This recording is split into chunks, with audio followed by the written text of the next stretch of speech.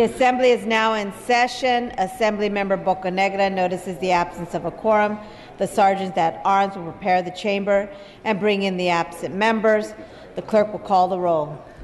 Ashajian, Alejo, Allen, Ammiano, Bigelow, Bloom, Bocanegra, Bonilla, Bonta, Bradford, Brown, Buchanan, Calderon, Campos, Chow, Chavez, Chesbro, Conway, Cooley, DeBobne, Daly, Daly, Dickinson, Donnelly, Eggman, Bong, Fox, Frazier, Gaines, Garcia, Gatto, Gomez, Gonzalez, Gordon, Gurrell, Gray, Grove, Hagman, Hall, Harkey, Hernandez, Holden, Jones, Jones Sawyer, Levine, Linder, Logue, Lowenthal, Mainshine, Mansour, Medina, Melendez, Mullen, Murasucci, Nazarian, Nastandi, Olson, Han, Patterson, Perea, John A. Perez, B. Manuel Perez, Quirk Silva, Rendon, Ridley Thomas, Rodriguez, Salas, Skinner, Stone, Ting, Wagner, Waldron, Weber, Wykowski, Wilk, Williams, Yamada. Madam Speaker.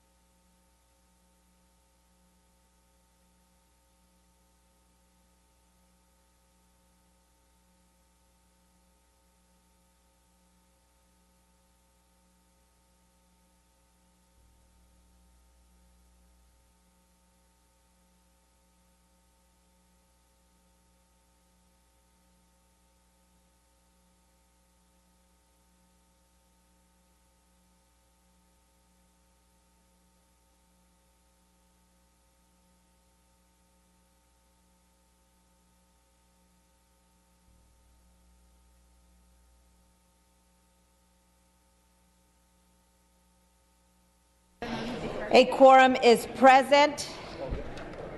We ask our guests and visitors in the rear of the chamber and in the gallery to please stand for the prayer.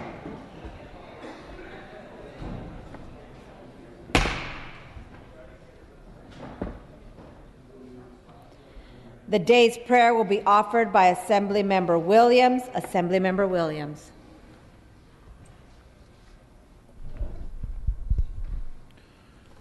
Lord, let us pray. Help us welcome each day as if it were our first, so that we may have enthusiasm in our souls, excitement in our hearts, and warmth in our dispositions. Help us to welcome each day as if it were our last, so that we may have urgency in our efforts, a deep concern for the world in our minds, and the peace and love of God in our hearts. Amen.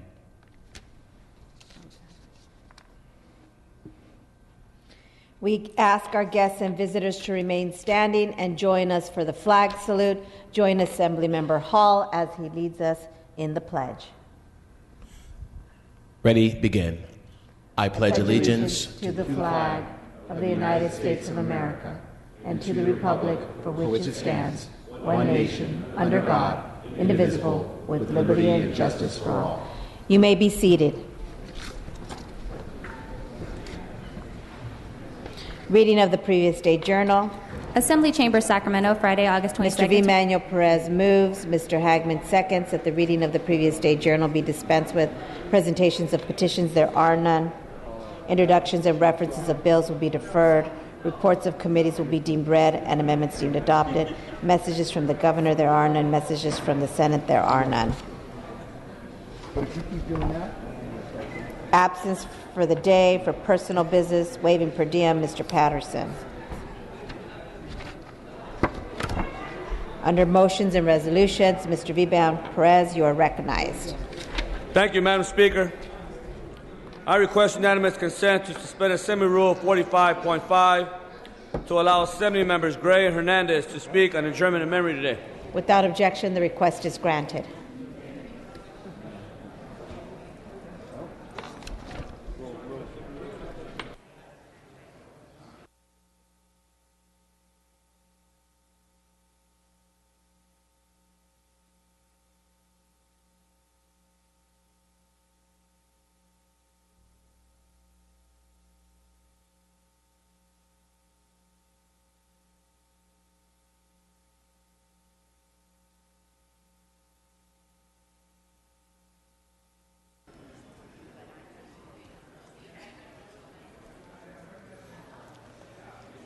Mr. V. Manuel Perez. Thank you, Madam Speaker. At the request of the author and pursuant to Assembly Rule 78, please send the following bills to the inactive file. File Item 11, SB 210, Hancock. File Item 12, SB 1033, Torres. File Item 17, SB 1043, Torres. The clerk will note.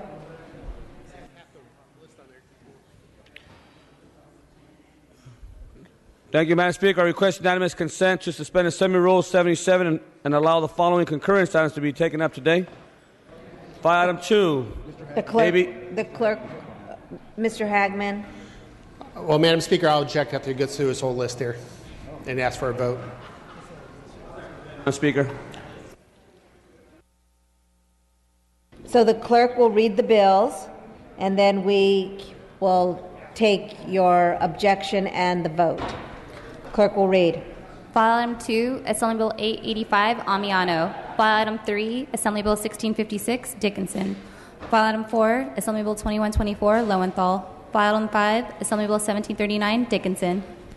So Mr. Hagman objects to the file, and we will take a voice vote, a roll call vote. So the clerk will open the roll. Mr. Perez is requesting an aye to move. Mr. Dickinson is requesting a no. Mr. Hagman is requesting a no.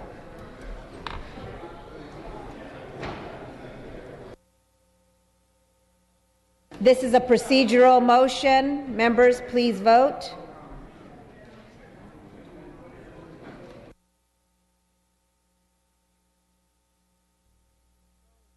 This is a procedural motion. Please, members, vote. Clerk will close the roll. Ayes 41, noes 13. The rules are suspended. You're welcome.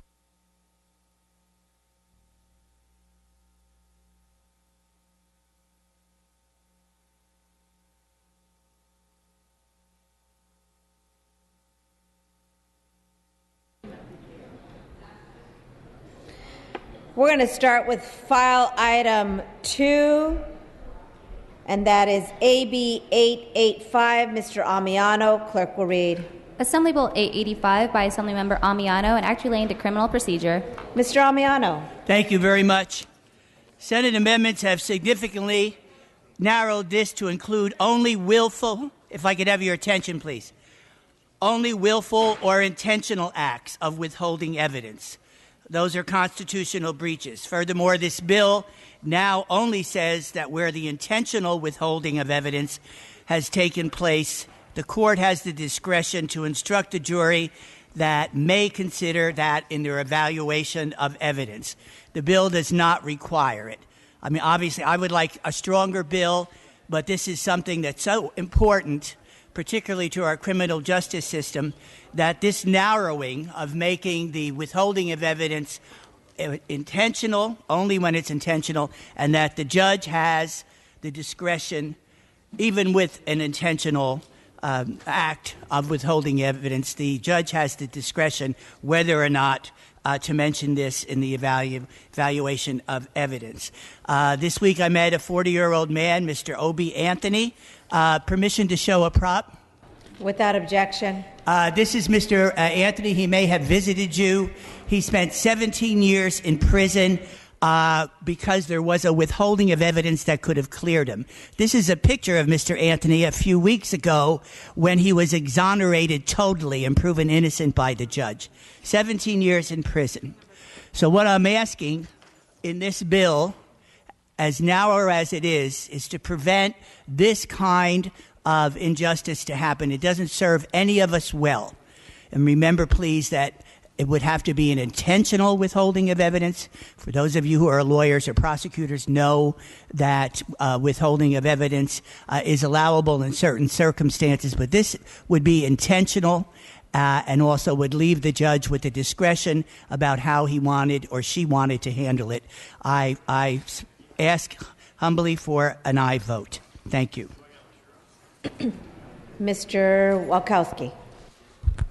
Madam Chair, I rise in support of AB 888. I believe that our system functions best when prosecutors are honest and we play the game honestly. I applaud the author for narrowing the bill to really weed out the most egregious acts that are happening within our system, where our court system depends on fair play.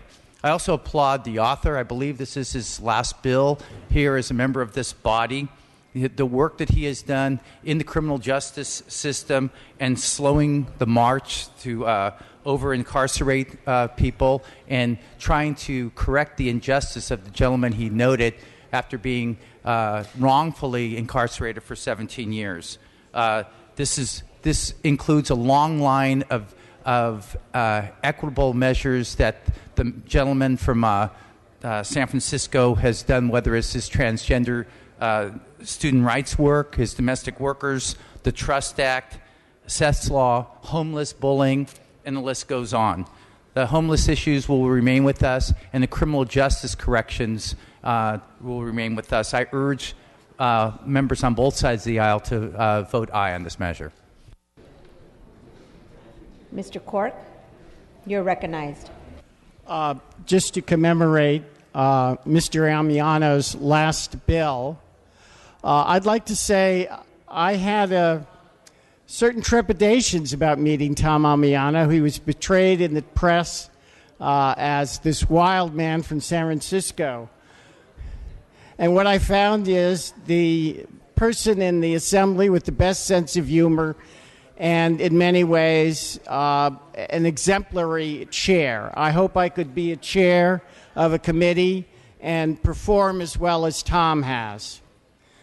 Tom is directive, but he's almost always right, or at least agrees with me. The Public Safety Committee is a difficult committee. It's one where Democrats and Republicans usually can't vote together. And it's one where we see as our charge to keep bills that lock them up and throw away the key out of the assembly. And that's what we do. Those are hard votes. But Tom with his sense of humor, all of us on the committee have learned to trust Tom, to trust Tom's judgment. And I just want to be a chair someday like Tom has been a chair.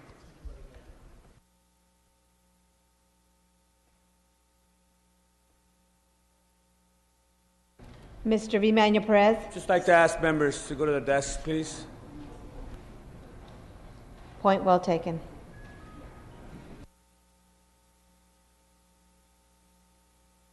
Mr. Fong, you are recognized. Mr. Fong, you are recognized.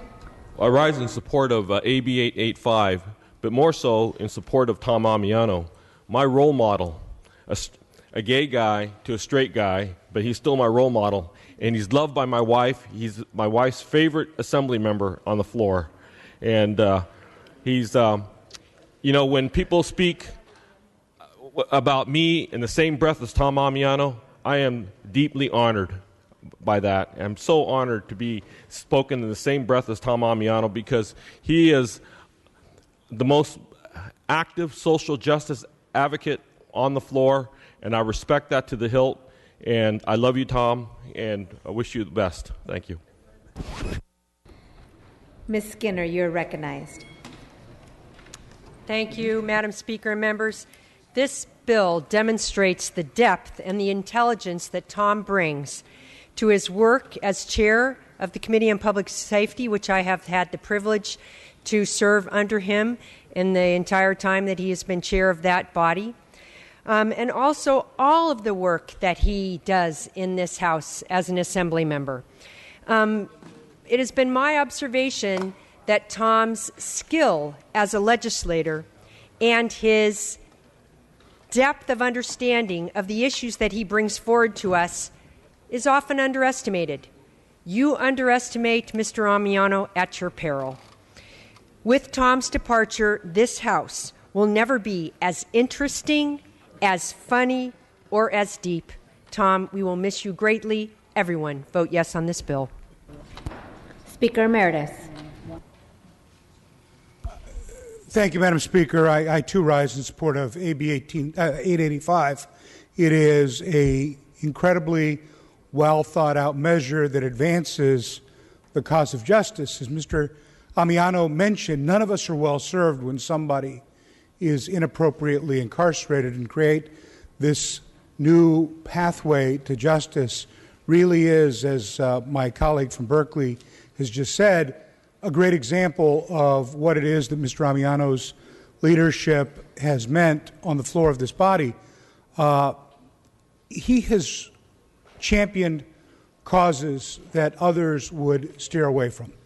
When he first got here, he asked to chair the Committee on Public Safety, a committee that is one of the most politically difficult committees to deal with, because you deal with such highly emotional, charged issues where the superficial conversation rarely captures the essence of how we advance safety and how we advance justice. And you engage in some of these conversations at your peril. And he has never shied away from dealing with the complexity of the issues to get to the right and just outcome.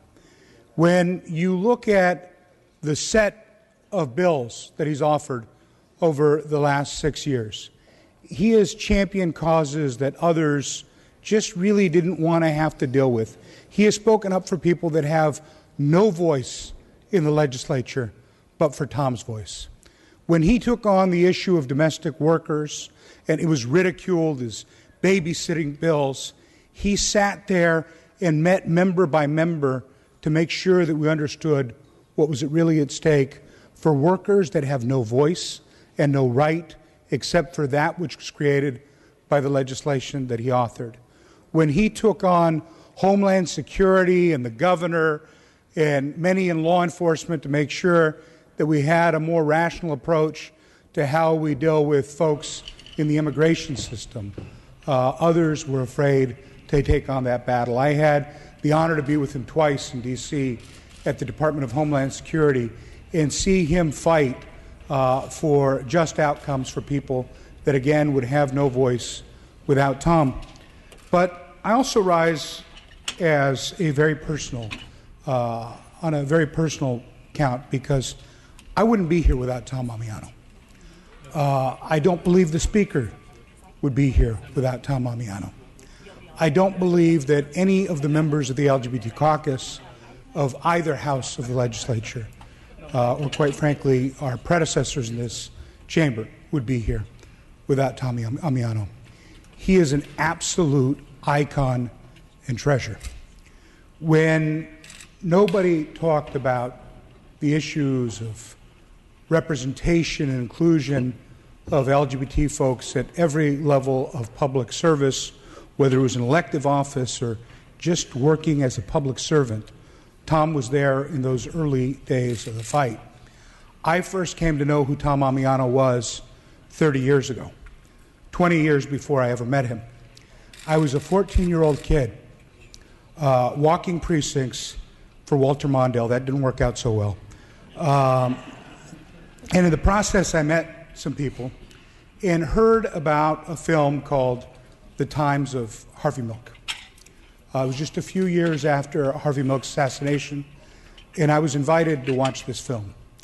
And it was a powerful documentary about the reality of not only the assassination of Harvey Milk, but of the fight for representation for folks in the LGBT community in the political process. And there were two compelling voices in that film. One was clearly Harvey. The other was a school teacher and activist who they were interviewing named Tom Ammiano. And as a 14-year-old, before I knew for myself what my identity was, there was something about Tom's presence in that movie that just spoke to me and gave me a sense of inspiration.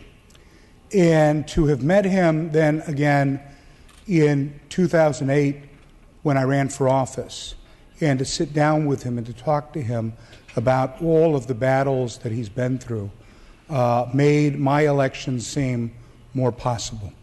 Made my election not only to the legislature but to Speaker seem more possible. And Tom, you have opened the doors for so many people in all different facets of service. Elected office, to be sure, but your work in fighting the Briggs Initiative to make sure that everybody who is qualified can teach regardless of sexual orientation.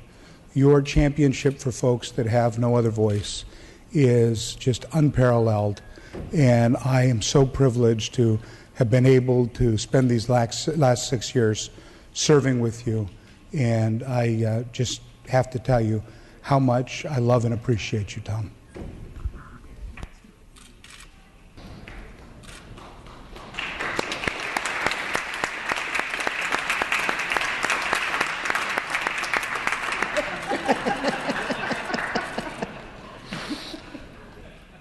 Classic Ammiano. Ms. Yamada, you're recognized. Thank you, Madam Speaker and members. I, too, rise in support of AB 885. And knowing Tom as I have known him, we came in as freshmen together. I can tell right now already that he is not necessarily wanting all this to take place here on the floor. Yes, see? But I will just say this. When we arrived here, we began a little tradition of the annual beginning of session mochi exchange. And I'm not going to explain what mochi is to those of you who don't know. Get some cultural competence and look it up. But I just will say that I look forward to continuing our mochi exchange by attending the Mochitsuki with you in San Francisco. George Yamada, who is the same name as my father, who passed away so many, many years ago. It's sort of an interesting legacy to continue. So I will see you in the city. Thank you, Tom. Mr. Alejo. Thank you, Madam Speaker and members. I rise out of respect for the legendary Tom Ammiano. California is losing one of its greatest elected officials in California history. But I know there's many great things up ahead for Tom, and I hope to see him back here eventually. But Tom has really been a champion for the underdog. This bill says it all. A bill or a situation where a person would be deprived of his or her liberty for a crime that could not commit and be incarcerated for 17 years just shows you who Tom stands up for. Society might have just locked him up and thrown away the key, but there were people here at the Capitol in Sacramento like Tom Ammiano that were being a voice for those very people. And on many other Californians as well. But I, too, about 2 years ago, I probably saw many years later after the Speaker Emeritus, I was sitting at home and I turned on cable TV. I don't know if it was HBO or Showtime, but they were airing this historic documentary of the early organizing efforts of the LGBT community in San Francisco. And it showed the images leading up to the assassination of Harvey Milk, who was a good friend of Mr. Ammiano. And in that documentary, it highlighted the events that happened during that time and the situation and the oppression that the LGBT community was facing in the San Francisco Bay Area. And when I saw that image, I couldn't help but feel so honored and proud that I was serving with this legendary figure of California politics. And this place will not be the same without you, Tom. You brought humor. I think every caucus we had, you made all of us laugh. And you made this job more fun and more enjoyable. But we all knew that when you had a bill, we did not want to get on your bad side either, because you fought hard for your cause, for your bill, and your constituents. That's why the people of the Bay Area love Tom Ammiano. I just want to really thank you for looking after the Latino community as well. As the author of the Trust Act, a landmark piece of legislation that is really going to go a long way to stop the deportations of so many mothers and fathers from being separated from their children, their loved ones, for doing no crime at all or something so minor that it doesn't merit being separated from your children. And you stood up for our community. And that's why I've always been honored to call you Tomas or Tomasillo out of love for what you stand for, brother. And I want to say our communities have a lot to thank Tom Ammiano, and this place will never be the same without you, my friend. Mr. Dickinson. Thank you, Madam Speaker. I think we all are well acquainted with Tom's wit and his one-liners. We all are entertained and enjoy them immensely. But what sets Tom apart is behind that wit is the heart of a person who not just empathizes with those who are too often left behind, overlooked, disenfranchised, but who identifies with them, who has literally walked a mile in their shoes. And I can only think that the best thing that I can offer is to say, Tom, every legislative body needs a Tom Ammiano. Thank you. Ms. Bonilla. Well, Tom, certainly once a teacher, always a teacher. And I say that as a teacher myself. And I think one of the most respected callings that anyone can have. And you have fulfilled that calling here in this House as well. And we've talked about how you've taught with your humor. And that is certainly very true. And I would just say, from the bottom of my heart, Tom, the courage that you have exhibited in your lifetime is an incredible testament to the deep caring that you have for those around you, because you've been courageous not just for yourself, but you've been courageous for many, many other people who may never have the honor of meeting you. And you've been courageous here in this house. And I want to say that that's one of the lessons I've had the privilege of learning from you. It has been a deep honor to sit in your classroom, Mr. Ammiano, and I have learned lessons that have changed me, and I have deep, deep respect for you. Thank you so much for being willing to serve, being willing to teach from the depths of your being, from your heart, and you're in my heart now. Thank you so much. Mr. Jones Sawyer. You know, when I first got here, I did not want to be on public safety, and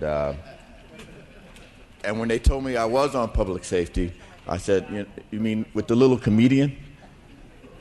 And my staff said, "You have no idea what it's like to be on Tom Ammiano's committee."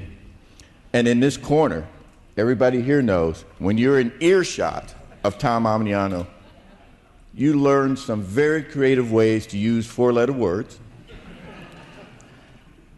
gay jokes that are totally inappropriate, and a lot of other comments that I would get in a lot of trouble if I were to mention right now. But what I've learned from Tom Ammiano, and I'm a Democrat. People kind of describe me as liberal. I try to say I'm in the middle, whatever. But I also learned a new definition for liberal. There's like liberal. There's progressive. You can be a socialist. Then you can be a communist. And then there's Tom Ammiano.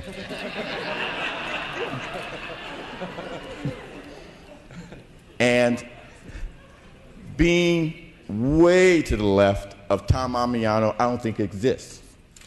But I think it needs to exist, especially in this House. We need to always have that voice. And that's what I appreciate about Tom. When we tackle African American issues, Tom has better ideas sometimes than I do about how we need to move the ball. When it comes to public safety, I didn't know anything about prisons, thank God. But Tom taught me not only what the problem was there in the SHU and sentencing and things of that nature, it now made me more involved and to put in laws to move forward, even though knowing that it may not be the most popular thing. And so, Tom, I'm glad and I'm honored to have served with you, but more important, I'm glad you allowed me to ask questions that sometimes you may have thought I may have been a little homophobic, but you've given me that space to ask questions and to answer it and not to make assumption that I was thinking a certain way. And I really, really, really do appreciate that. I really do appreciate the ability to have that honesty, that great honesty to be able to discuss things in any way, shape, or form. But the thing I'm going to miss most, and I think that I hope that all of us in here kind of take into our hearts, is being, this term being a fearless fighter. We're all fighters in here, but are we actually fearless? To take on an issue like marijuana and cannabis, to take on the issue of incarceration and sentencing, things that a lot of us, if we went back to our constituents, they would have a little problem with. To take all those calls, that's when you are a fearless fighter. And we're really, really going to miss that. And I appreciate everything that I've learned, even the jokes. But most important, your friendship. Thank you. Mr. Bradford, you're recognized. Thank you, Madam Speaker. I, too, rise in support of AB 885, and as the chair of the Select Committee on Boys and Men of Color, this is a critical issue of making sure our criminal justice system is fair and equitable, and this bill goes a long ways to addressing those concerns. Just on Wednesday, I had the opportunity to meet Mr. Anthony, the young man that Mr. Ammiano referred to, who's helped frame this bill. And after spending 17 years falsely accused and incarcerated, he had no bitterness in his heart.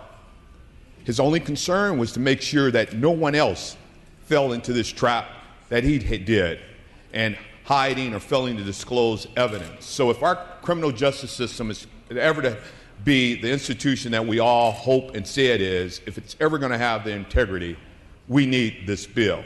But more importantly, we need more Tom Ammianos who will fight to make sure that our court system is just, to make sure that our criminal justice system is just. A true warrior, as our colleagues have stated, a true champion, a fearless champion of civil rights and all rights for all people. Dr. King once stated that the arc of the universe is long, but it bends towards justice. Tom, you're that arc. Thank you. Mr. Ting. Thank you, Madam Speaker. I also rise in support of AB 885, but more importantly also to pay homage to my colleague from San Francisco. I think many of you have heard or have talked about his legislative accomplishments, but I don't think any of you can truly appreciate what Tom Ammiano means to the city and county of San Francisco. I think the Speaker Emeritus sort of touched on it a little bit, but I don't think it's too hard to say that there would be no LGBT movement in our city if there was no Tom Ammiano. I don't think it would be too far to say that there would be no progressive movement without Tom Ammiano. That the fight in our times, especially as our city has very much prospered and very much done very well relative to even most places in California, we're having a debate about who gets to stay in our city, much like who gets to stay in our state, and whether we're a city of only haves or whether we're going to do something for the have-nots. And that voice, for over 40 years, that clarion voice to fight for homeless folks, to fight for tenants, to fight for immigrants, to fight for anyone who doesn't have a voice, has been Tom.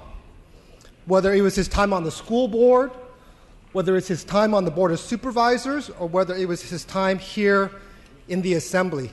He is the leader of that movement.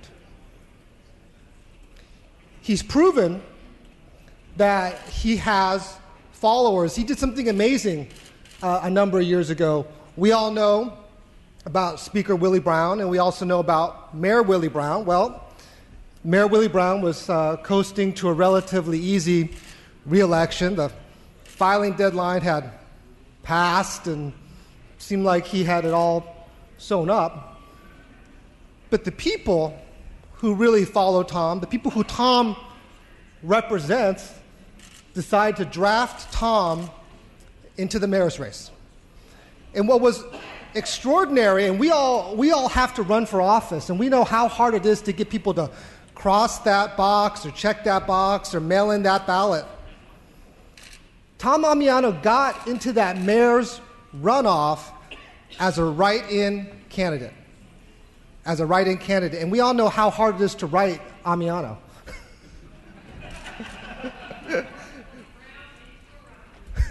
and absolutely forced Mayor Brown into a runoff. But it isn't really just that I think separates Tom.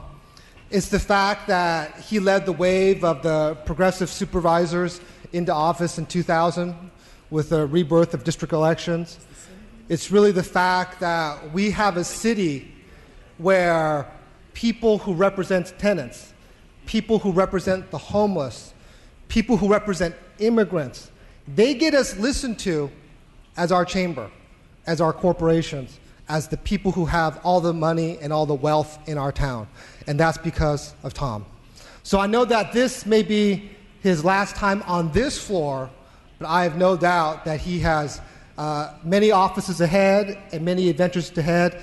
And again, as always, I look so forward to seeing you back home in San Francisco and just saying that we love you, Tom. Ms. Buchanan. Thank you very much, Madam Speaker. I also rise in support of AB 885, and I have to say the first time I heard your name, Tom, was in that runoff election. Because, as you know, I was born and raised in San Francisco, and even though I live about 28 miles east of the city now, I still follow San Francisco politics, and I was just in awe that you could do so well as a write-in against Willie Brown. And I think it shows the love and the respect and the admiration the people of the city of San Francisco have for you.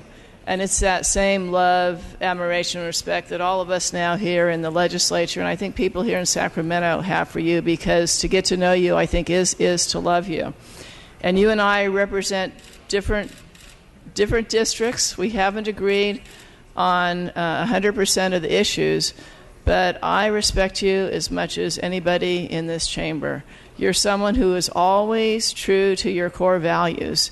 You're someone who, as many people say, is a champion for those people who don't have a voice, trying to ensure that we do have justice and equality for every resident in this state. You're someone who has fought hard on LGBT issues, and I think, if there's anything that happens as we get a little bit older, it's really nice to be able to look back sometimes and see how far we've come and the difference that those efforts have made.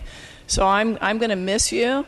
I hope I get to see you at some of the Giants games, the team that both of us love so much, and we'll see if we get lucky enough and they make the playoff this year. But I just want to thank you for all you've done and for being Tom Ammiano. I love you. Mr. Chesbrough. I, too, rise in support of AB 885, and also to honor my friend Tom Ammiano. Tom, I didn't meet you that long ago, really, but I've known about you and your reputation and your legendary role in San Francisco and throughout the region for many, many decades. We weren't that far apart, a few hundred miles apart, but news of Tom Ammiano was regularly there, and I was thrilled to be able to run and get elected at the same time as you and serve for the last 6 years with you. Reference has been made to the many causes and folks who don't have champions, who you've championed. I want to mention one because it's been a pretty lonely place, and you and I and maybe one or two other members disagree with this entire floor on it, but it's an example. You believe, and I believe, that people with mental illness have rights, have civil rights. They're human beings, and we don't just get to incarcerate them because we're scared of them and because some people with mental illness have done some terrible things. And you have consistently taken that stand. I know it's a lonely stand because I felt pretty lonely taking that stand myself. But it's an example of one that is principled. You're not on the winning side, but it's a heartfelt stand, and I think it really reflects who you are as an individual. And then finally, I just want to say thank you, as everybody has, for making us laugh. I said yesterday on the floor, and I'm going to say it again, my dad, one of my dad's most memorable things he taught me was that if you don't laugh, you'll cry, so you better keep laughing. And you've made us laugh. You've gotten me in trouble because I've made the mistakes frequently of sitting next to you in caucus. And what a lot of people don't realize, unless you really spend some time sitting next to him, is that for every joke that he says out loud, he has about 10 or 15 that he's not saying. I mean, his mind just moves so fast, and the humor is just constantly there. So he'll say something that strikes me as particularly funny, but that's politically correct for him to say, not for me, and I'll blurt it out, and get myself in some big trouble. And I have to point out to everybody that Tom said it, and I'm just repeating it. So, in any case, he's truly a delight as a friend, truly remarkable as a leader, and I just want to join in the accolades and the tribute and say thank you so much for your public service, not just in this House, but over the many years that you have been a leader in so many great ways. Mr. Gordon. I rise in support of AB 885, and to say just simply this to my colleague Tom Ammiano. Tom, you cannot leave, because now I'm going to be the old gay guy.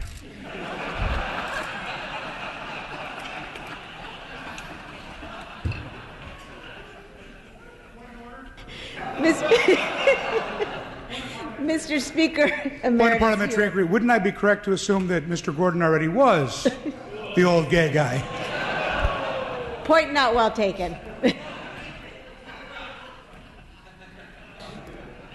Dr. Pan.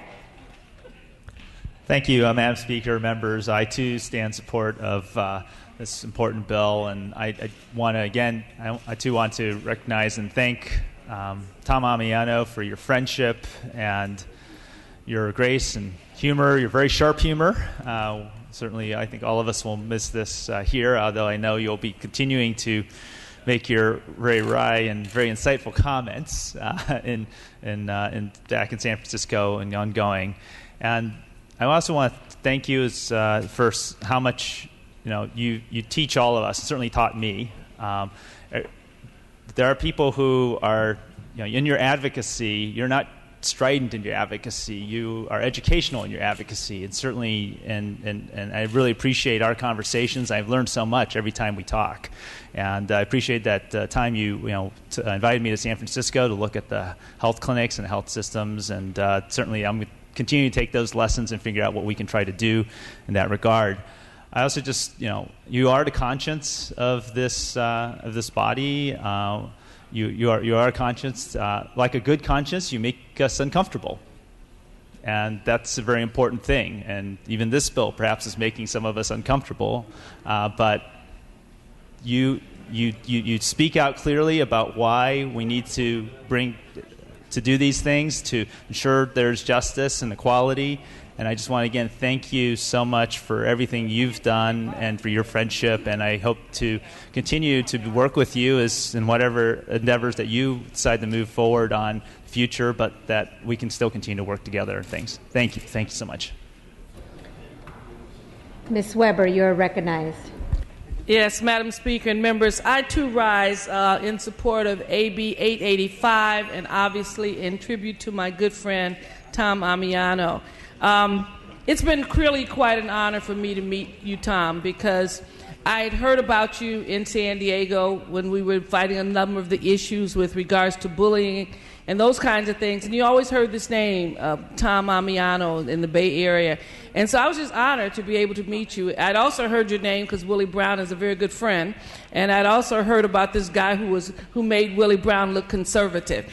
And in comparison. And so I always thought, who in the world could that be? And obviously it was Tom Ammiano. But one of the things I find so great about you, Tom, is that I'll go into any battle with you, because so often people who go into battle get weak-kneed, get scared, and run. And you don't do that. You stay the course. And so I always feel good that you've got our back, you advocate for everyone, and you're a steady force that's there.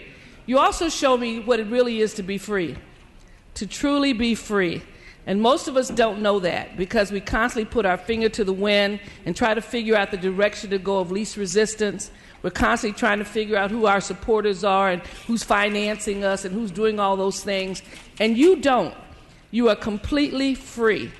And that, I think, is a goal that we all strive for, to be in a position where our values are so clear, our love and our passion for life is so deep, and the people we believe in we want to fight for so strongly, that we really are in a zone kind of on our own, dragging everybody else along with us, but clear about where we want to go and how to get there.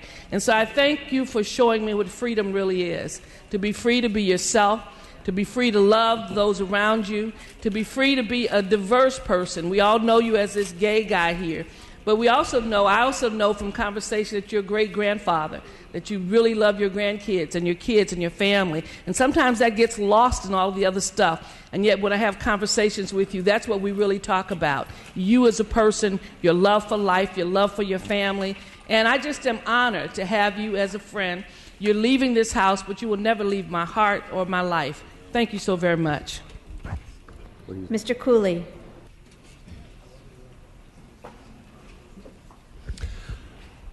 I rise to speak to my colleague Tom Ammiano. As a member of this freshman class, I have a great passion about this institution, the future of this institution. And I'm just so grateful for having had the opportunity to serve with Tom Ammiano. You know, we come up here, we pop up in this legislative environment, and the real question is, how do we grow ourselves to to be the equal of this great constitutional role we have as individuals. And when I look at Tom Ammiano, I see and am reminded that the raw material of our careers is who we are the day we first took our oath of office. It's the life experiences, and it's who we are walking in that we then, over a span of time, grow and grow and grow and expand. I think Tom Ammiano is a very important figure for the freshman class to have known. As we, through the action of our voters, we have more time, opportunity to serve. And yet this example of how you have been yourself, you've expressed yourself, you know, the lawmaker in full, you know, Tom Ammiano, who came here, has just grown and grown and grown and have an impact. And I think it is a very important example as we look to grow the co-equal status of the legislature beyond the term limited era, the role model you offer for every member on this floor in terms of how you express your individuality, your advocacy, your values. It's just, we're all enriched in our class to have served alongside you. And I think of all the turmoil with the federal courts and the prisons and all the things that came through on your watch. I think you are a great role model for the future of this institution, and we're fortunate to serve with you. Mr. Medina. Thank you, Madam Speaker.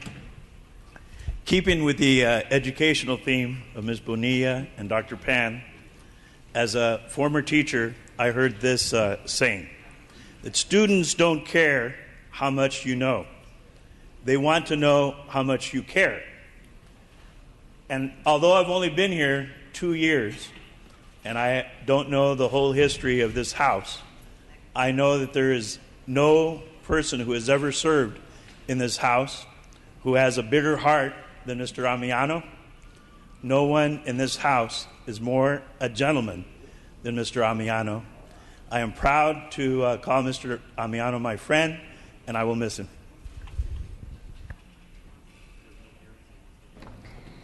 Ms. Brown. I rise in support of AB 885. And there was a man named Geronimo Pratt who spent 27 years in prison. Johnny Cochran was his defense attorney. And he spent those years in prison because someone hid the information that would have freed him. The information was there. It took a young man who wasn't even born to find the information whenever he became a law clerk. This bill would have saved those 27 years for Geronimo Pratt, and it would have saved Johnny Cochran a lot of heartache because he ached because of this. This bill is a good bill, and I hope everyone in here will support it. Tom Ammiano, dang those term limits. We should not have term limits when we have people like Tom Ammiano in this House. He's smart. He's funny. He's a little taller than I am. He additionally is understanding. He has helped me to understand a myriad of issues. He's patient. And as you said, he's a teacher.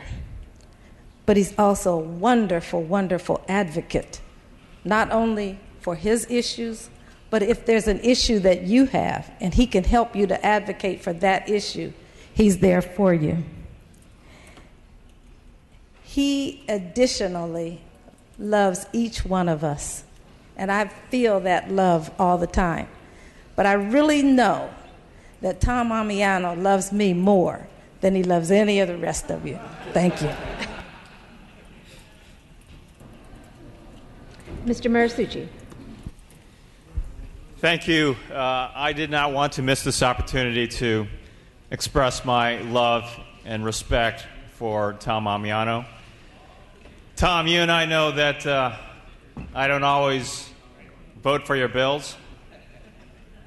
But I want to express my genuine respect for you on all the work that you do. You may not remember, but I think I once shared with you that I got my start in politics as a civil rights activist in your town, San Francisco. And this was in the early 90s, and that was when I heard about this legend that, this stand-up comedian that was running for the San Francisco School Board, I believe, at that time. And then, fast forward like more than 20 years later, I was sitting where Mr. Jones Sawyer is now sitting on my first day of my service as a state assembly member. And I remember thinking, wow, I'm sitting on the same floor in front of Tom Ammiano. And so, and I was all nervous and excited. It was my first day. And you helped me feel a little bit more comfortable when you shouted out, when the speaker was being resworn as a speaker for the new session, "God save the Queen." And I thought, wow, this is going to be an interesting place to work. But Tom, thank you for making this place a special place. It's been a special experience to be able to work with you. And I will always be proud to be able to say that I served in the California State Assembly with a legend named Tom Ammiano. Mr. V. Manuel Perez. Thank you, Madam Speaker. I too rise in support of AB 885, but I also rise in support of my good friend Tomas, my good friend Tommy. Let me just say, Tom, thank you for what you stand for and for fighting on the issue of civil rights for all people. You've taught me a lot, especially coming from the desert and coming from an area where, quite frankly, many times issues when it pertains to the LGBT community is not talked about. It's taboo in the Latino community many times. But you've taught me quite a bit as to how I myself can continue to fight for all folks, as well as those that are members of the LGBT community. Especially in Cathedral City and Palm Springs, you might not know this, but they love you out there. And you're in San Francisco. They know who you are. And so I just want to say thank you for all the work that you've done. You are a true champion of social justice, the opposite of injustice, the opposite of the oppression, of the exploitation of one group of people over another, the exploitation and suppression of one individual over another. And rather than that, you fight for fairness, liberty, justice, equity, equality. I appreciate that. I want to thank your staff, too. Your staff does a great job. And I appreciate your staff for the work that they do on your behalf. And so, Tomas, yesterday, Madam Speaker, permission to use a prop? Without objection. Yesterday, Tomas, you mentioned that I can whip you anytime.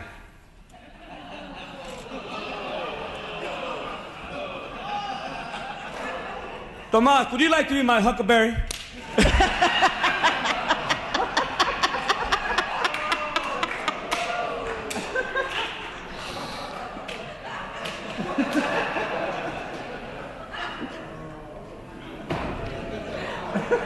Okay, Mr. Bocanegra, you have to follow that one.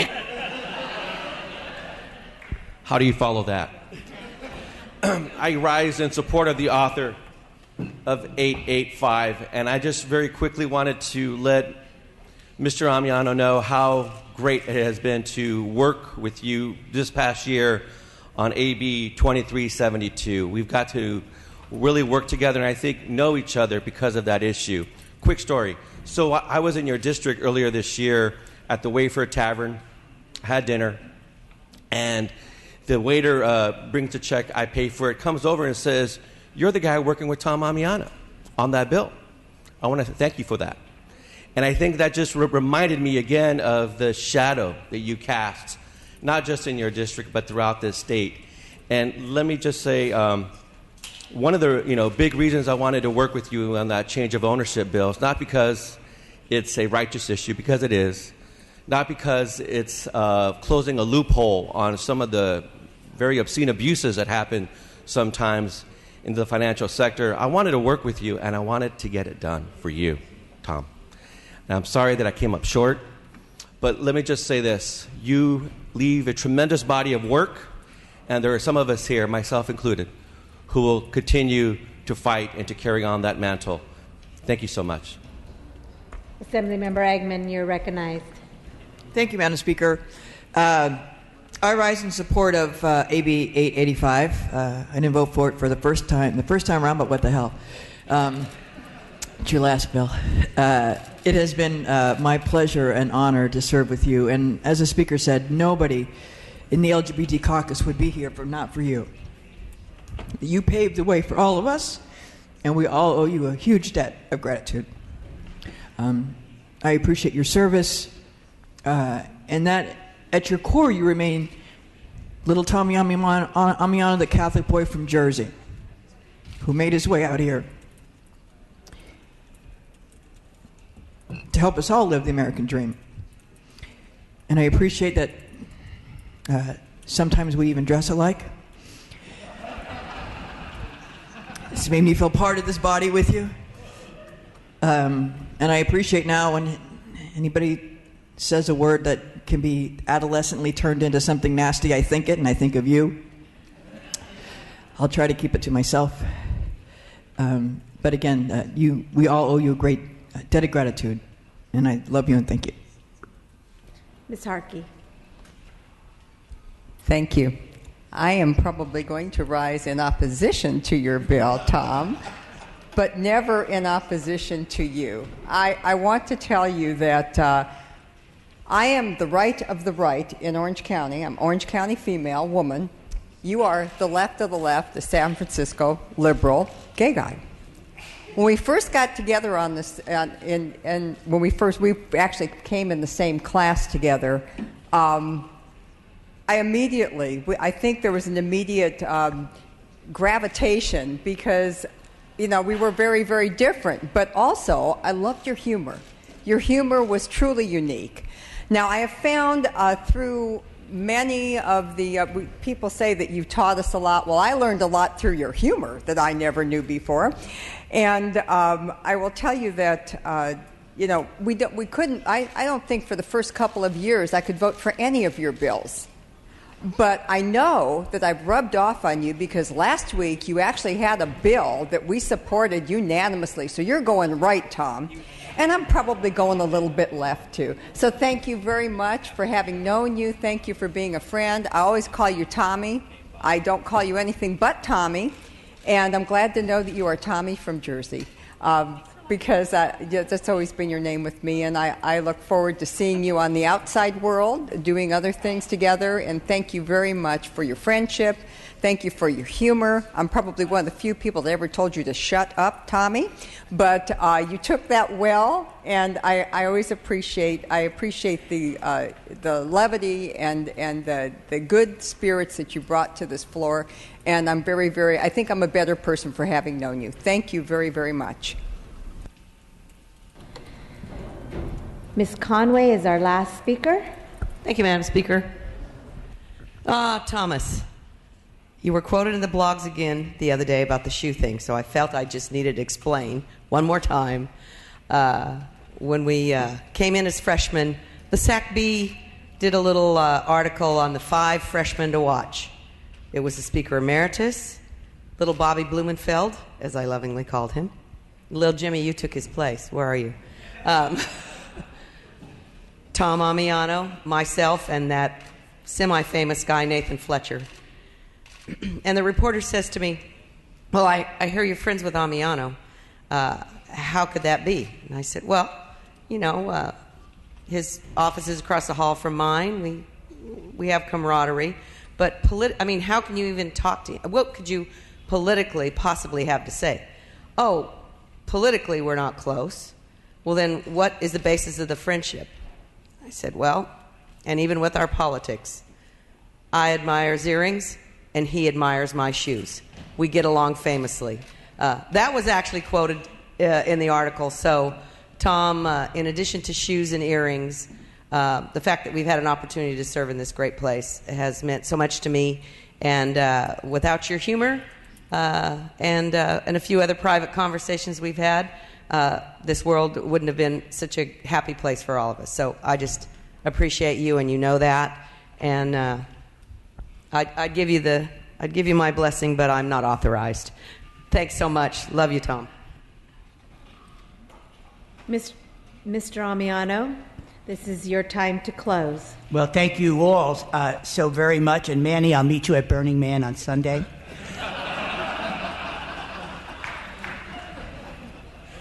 And thank you for mentioning my staff, because they've been a joy to work with.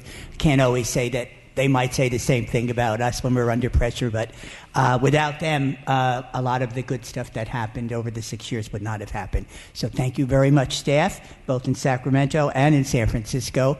I did mention that when you're my age, you're very grateful that you can be around to hear all this rather than as a eulogy. So that means a lot. I have a great deal of affection and respect. It's really been an honor, and I've learned a lot as well. And that rumor about me joining a boy band is not true.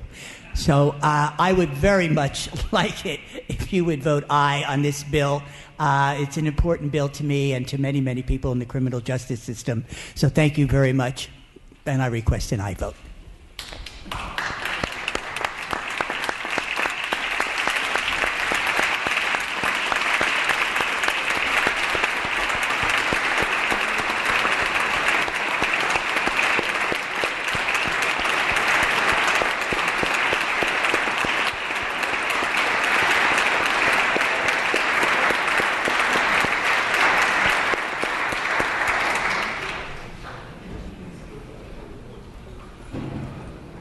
Clerk will open the roll. All members vote who desire to vote. All members vote who desire to vote. All members vote who desire to vote. Clerk will close the roll, tally the votes.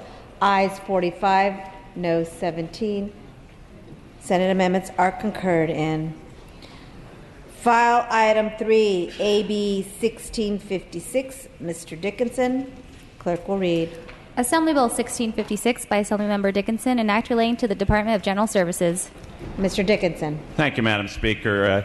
The bill, AB 1656, is back from the Senate for concurrence. I've regaled you a number of times in the past about the travesty that is the Board of Equalization building at 450.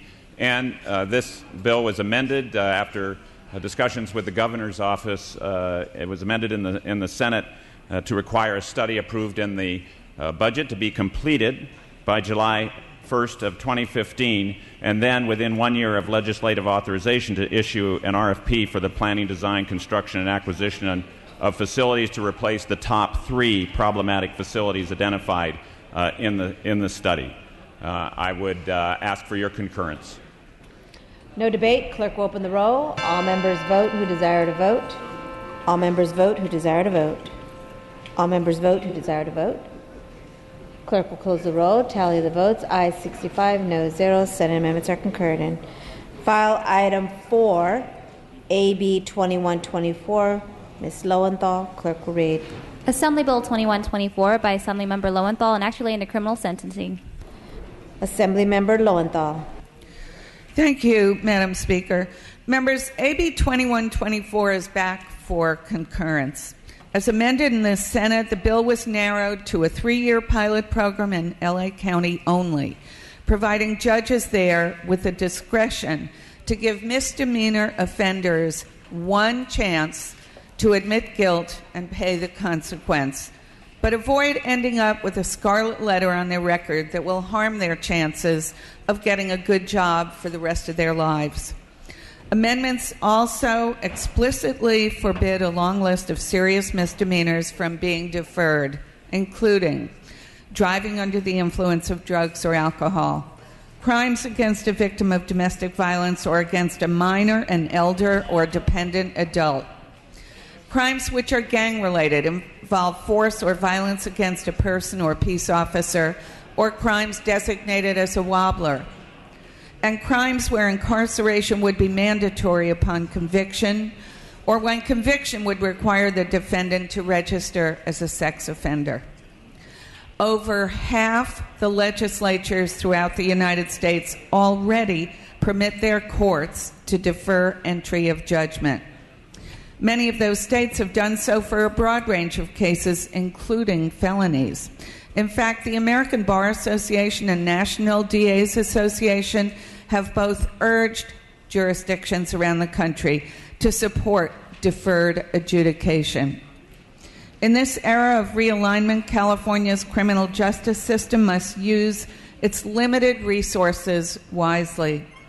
AB 2124 gives judges in LA County the opportunity to spare carefully selected offenders the stigma of a criminal record, frees up critically needed courtrooms by avoiding unnecessary jury trials, and allows prosecutors to focus on more serious crimes. Even though some prosecutors oppose this bill, we continue to work with them to make sure this pilot program will work for everybody. In fact, my own city prosecutor has just informed me that he has withdrawn his opposition and will make that recommendation to the Prosecutors Association. I respectfully request an aye vote on concurrence in the Senate amendments. Mr. Wagner, you're recognized. Thank you, Madam Speaker. I do rise in opposition. First, I want to begin with sincere thanks to the author who has significantly narrowed this bill. It's now a limited time pilot project for one county. Even so, it is really a pilot looking for a solution to a problem that doesn't really exist. Currently, our judges already have the ability to place misdemeanor offenders on probation if they feel that's a more appropriate punishment for the crime than sticking them in jail. To me, and I think many of our constituents, it makes sense to give the judges and to leave with the judges this leeway in sentencing.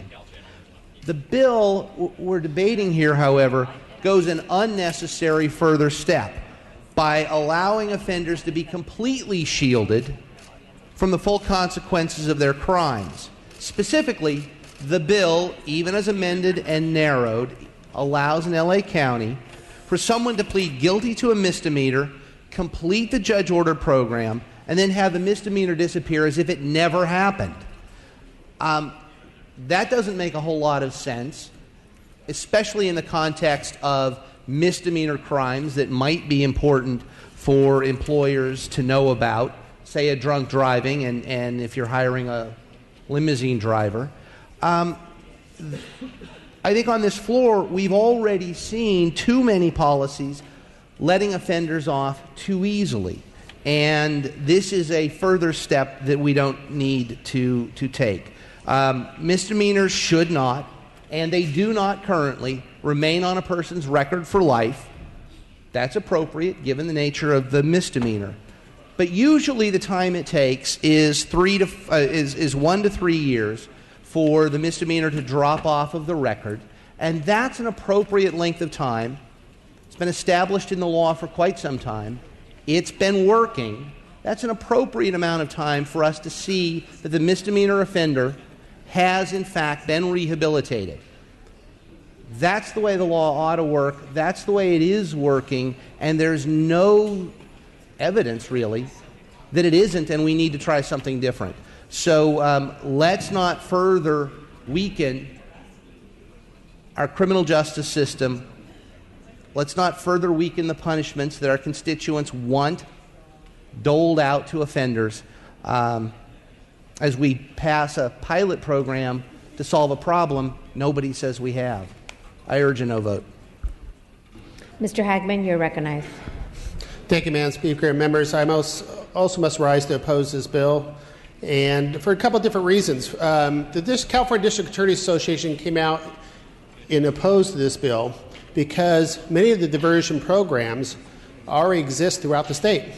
The way it works right now is county by county, they determine what diversion programs may work for them, which include a suspended sentence if they go through the diversion program, based on their county A resources, what programs they have in the county, and B, what their needs are.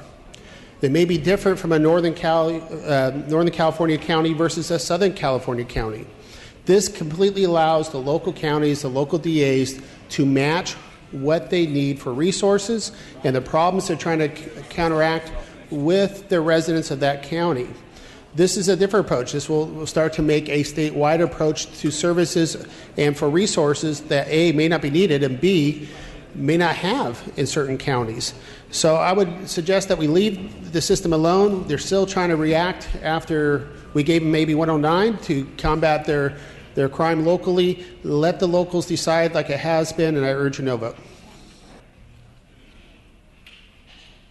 Ms. Waldron.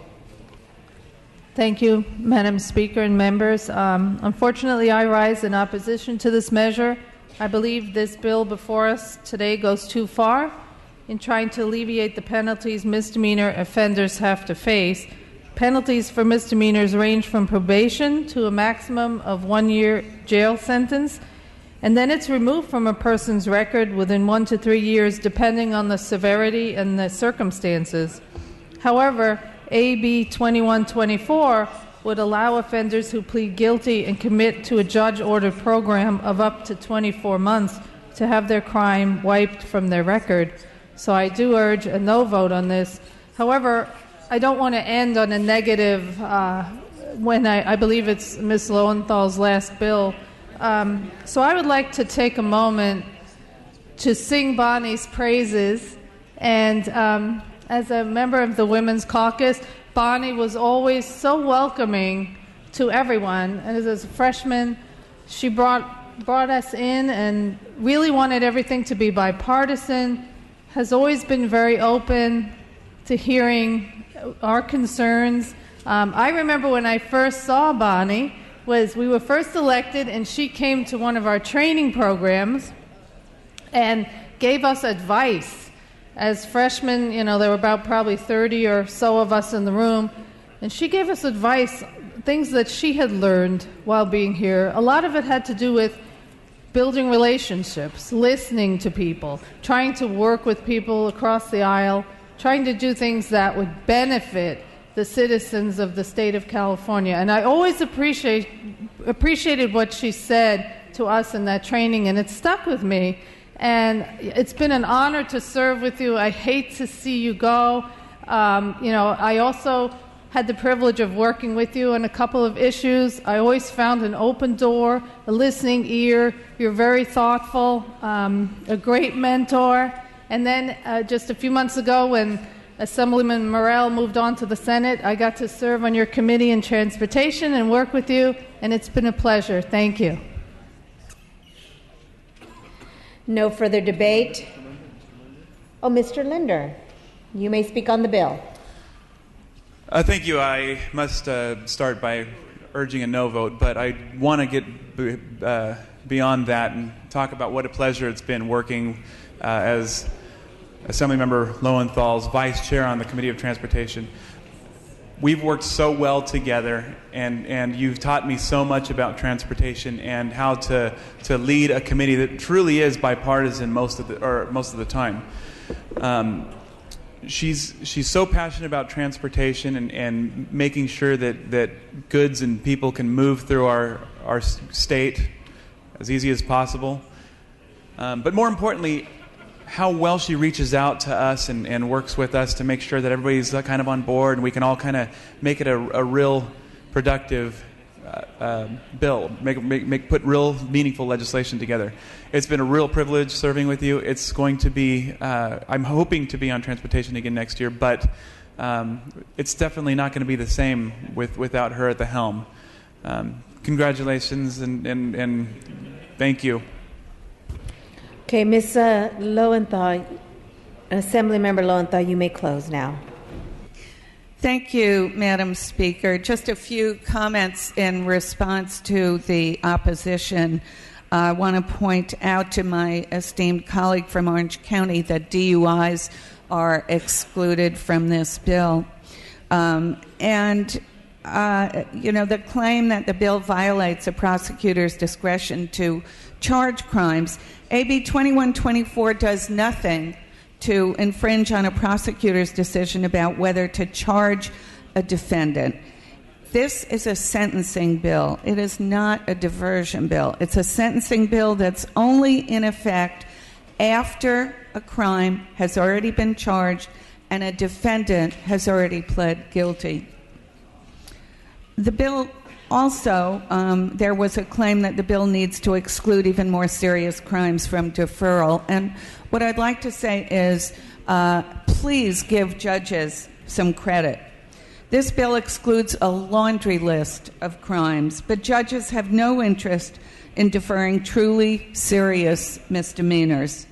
And this is a pilot project. If judges don't administer restraint and discretion, it won't be renewed. Members, I respectfully ask for your concurrence in Senate amendments. Clerk will open the roll. All members vote who desire to vote. All members vote who desire to vote. All members vote who desire to vote.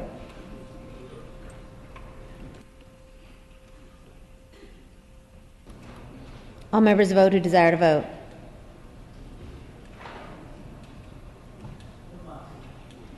All members vote who desire to vote. All members vote who desire to vote. All members vote who desire to vote.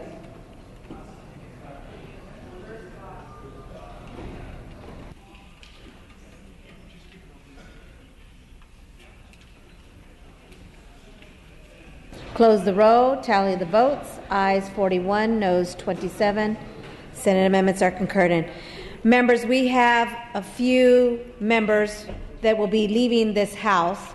So what we'll do is if they have a bill up, we'll take up their bill, and then I will reopen after they've presented their bill for members to say a few words that they would like to say to the member that has just presented their bill that is leaving the House. So at this point, I'm opening it up, and we were recognizing Assemblymember Lowenthal, and I'd like to recognize Mr. Chesbro as the first speaker. Mr. Chesbro. Thank you, Madam Speaker. I rise to pay tribute to my friend, Bonnie Lowenthal. Bonnie, when we first met, if you remember, my wife Cindy was with me, and we made a Long Beach connection because when you had first arrived in California, had rented from Mac and Peeb, my wife's neighbors. And so you lived in the same neighborhood there in Long Beach. I don't know if you remember that connection, but I immediately felt a strong connection to you, not just because of that, because you are such a passionate, strong presence, but also, a calm, passionate presence. The ability to persistently deliver a message and remind us all of where we need to go and the direction we need to be going. And you've done that magnificently and with grace.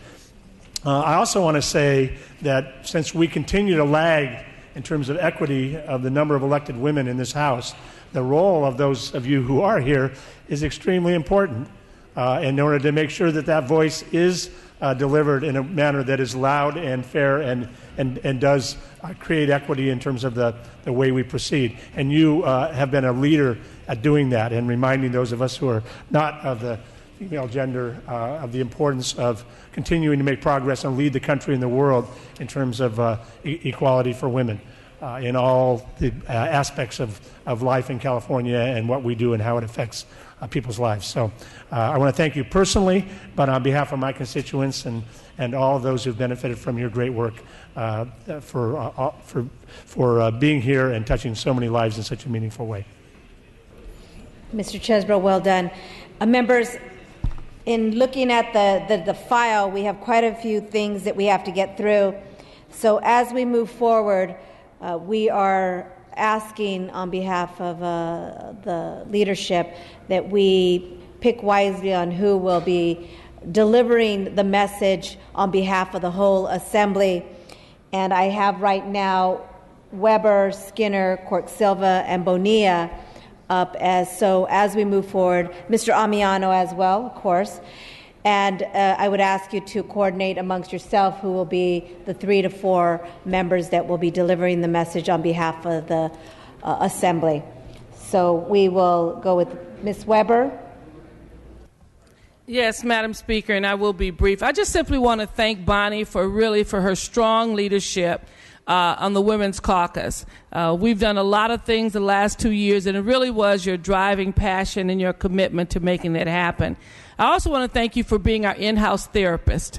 I think every group needs a therapist, and you have done a great job in giving us the comfort in knowing that we could always talk with you, that you were going to be the one to kind of bind and bring us together. So I really respect you, and thank you so very much for what you've done for us. Ms. Skinner. Thank you, Madam Speaker and members. Bonnie, my roomie, and as I learned, because my husband calls you Bon Bon, that was also an affectionate nickname when you were a kid, you have been an incomparable chair of the Women's Caucus. And as was just referenced, there are fewer and fewer of us on this green carpet. So I expect, and I'm sure Bonnie does too, that you all will get it together and get more of us on this green carpet as the years go forward. And Bonnie, you whipped that Women's Caucus into shape. You are a true expression of women in power. And let me just highlight some of the incredible things the Women's Caucus did under her leadership. These are some of the brilliant women that came to our Capitol and spoke before us due to Bonnie's work. Lily Ledbetter, Cheryl Sanderson, Gina Davis, our own Secretary of State, Deborah Bowen, our Attorney General, Kamala Harris, and of course, the brilliant recent performance by our colleague, Dr. Weber, all organized by the Women's Caucus under Bonnie Lowenthal's leadership. And then this year, in the 2014-15 budget, when there was so many competing proposals about what to do around early child care, early care and education of our 0 to 4 children, competing everybody, the Women's Caucus, under Bonnie's leadership, got clarity, put forward a very clear, a very affordable, and a very sound proposal that expands state preschool, that expands the number of places for children for quality child care, and increases the dignity to the people that provide child care, which I remind you is a woman-dominated profession, and increase the pay to those women. That was all agreed upon, focused from the Women's Caucus, and then included in the budget this year. Thank you, Bonnie.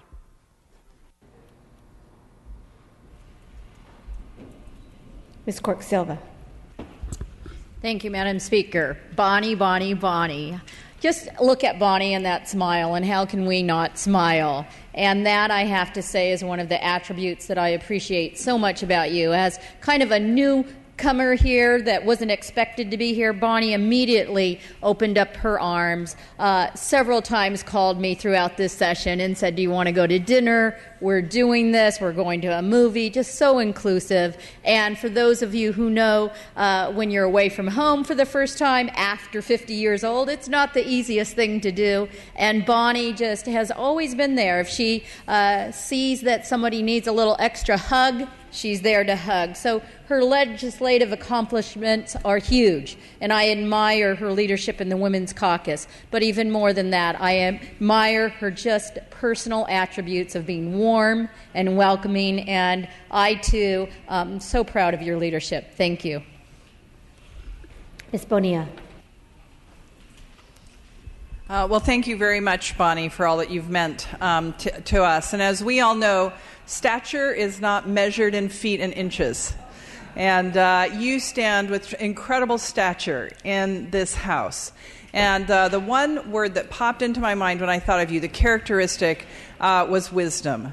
I think you truly embody wisdom for all of us.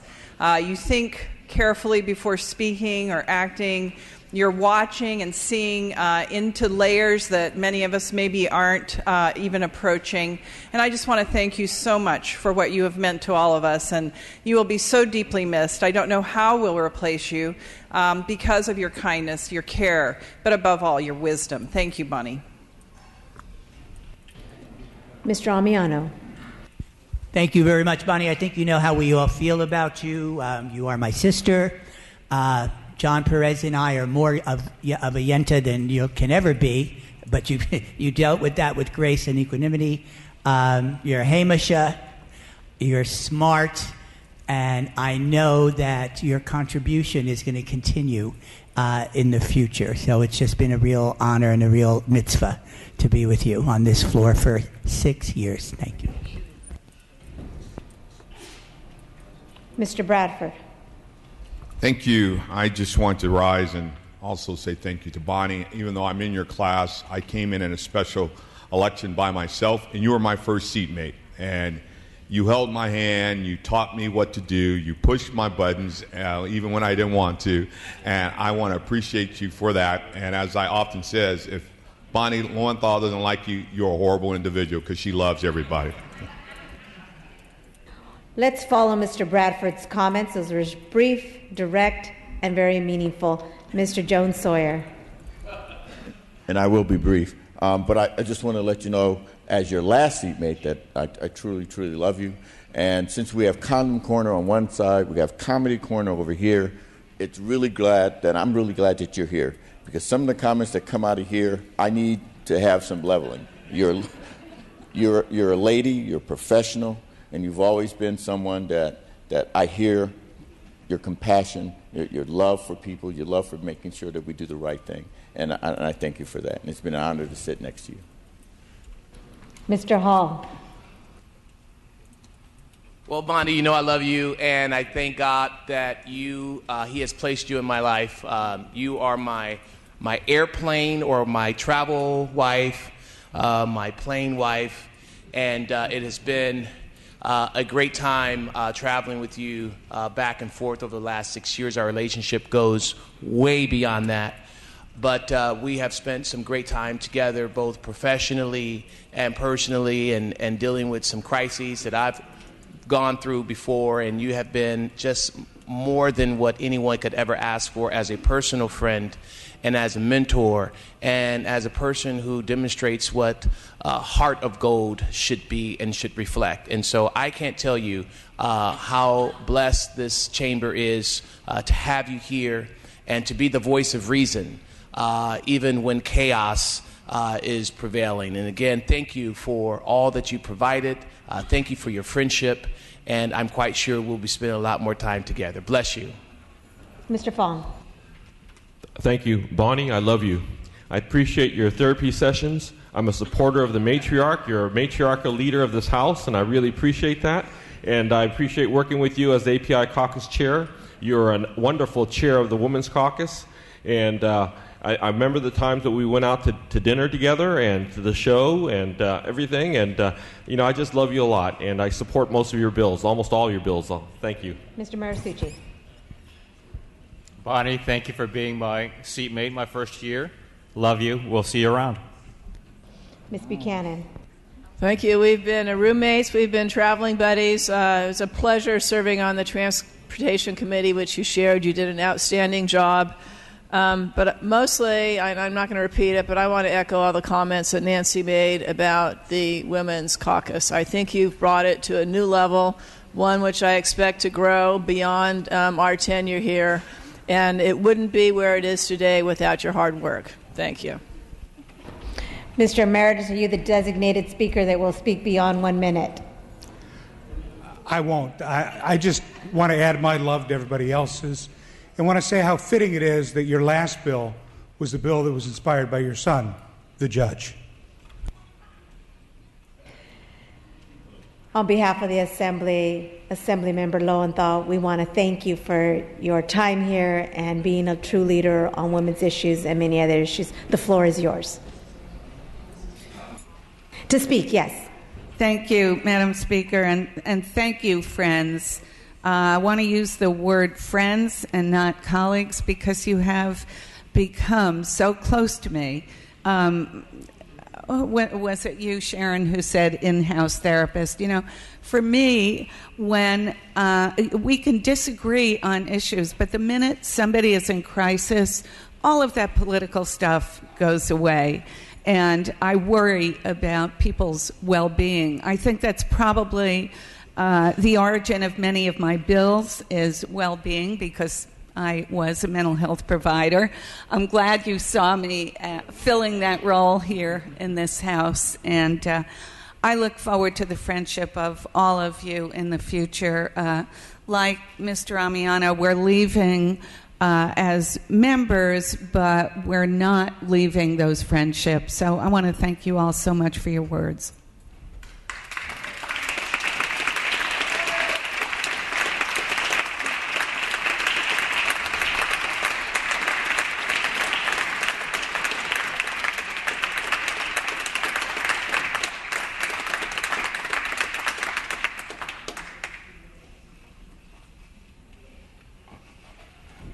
We're going to go to file item 5, AB 1739. Mr. Dickinson, clerk will read.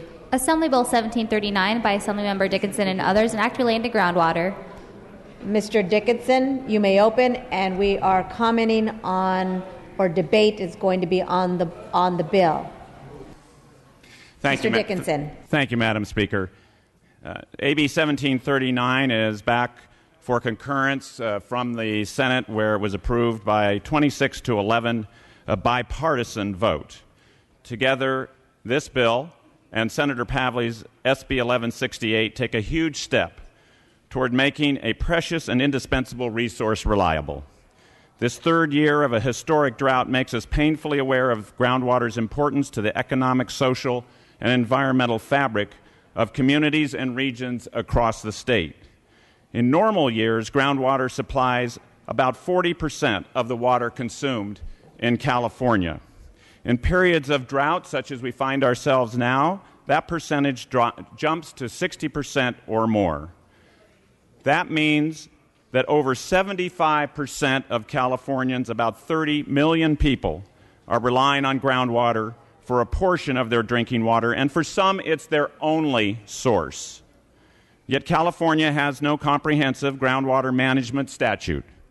Amazingly, this fact sets us apart from all other Western states, including Texas. By the way, I often hear around this building that we should be more like Texas. For those of you who believe in that, here's your chance. In response to the drought, we have just passed a $7.5 billion water bond on a bipartisan basis for the November ballot.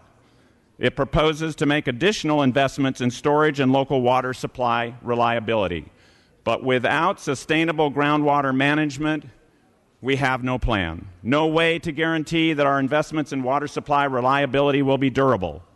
And history demonstrates that a laissez-faire approach towards groundwater management has potentially disastrous consequences. An increasing number of groundwater basins are in extreme overdraft, and others are quickly approaching that condition. Overdraft leads to subsidence. Parts of California have dropped by as much as 28 feet in the last decade. Subsidence is causing billions of dollars of past public improvements in roads, pipelines, canals, and more to crack and crumble before our very eyes. We even have canals where the water now flows backward. And subsidence can permanently destroy underground aquifers if land becomes too compressed to allow water to percolate and recharge the basin in a wet year. Indeed, some property owners, after spending as much as $500,000 to drill deeper, have no guarantee that a year or two from now their well will still be deep enough to supply water. And in some places, heavy pumping is pulling in seawater or toxic plumes, so while there may be some water left to pump, it won't be safe to drink or to use for irrigation. Now, let me just discuss briefly the amendments that were made in the Senate to AB 1739. They do the following. They increase coordination and information sharing between local land use agencies and groundwater management agencies. They provide for the Department of Water Resources to give technical assistance to a groundwater sustainability agency. They require DWR to review groundwater sustainability plans and assess consistency with state regulations prepared by the department. They provide a simpler alternative process for compliance for local agencies that meet specified requirements, and they provide a state backstop for the groundwater basins that have not met the requirements, otherwise known as probationary basins, so that local agencies have a chance to make fixes before there's any intervention by the State Water Resources Control Board. They require annual reporting for probationary basins and portions of basins not subject to a groundwater sustainability agency management. The bill is also only operative if SB 1168 is also enacted. Simply put, the time to act on groundwater management is now. Our concern for an adequate California water supply equally applies to the need to enact comprehensive groundwater management. By no means are these bills premature, because we know we face a serious problem with potentially disastrous consequences for the future. If you look at the list of supporters for this bill, you will see it is deep, broad, and wide, recognizing the need for action now. I respectfully request concurrence in the Senate amendments. Mr. Donnelly, you're recognized. Thank you, Madam Speaker. Never let a good crisis go to waste. That is what this bill is really all about. You know, this drought is a government-created drought due to the lack of vision and the lack of action.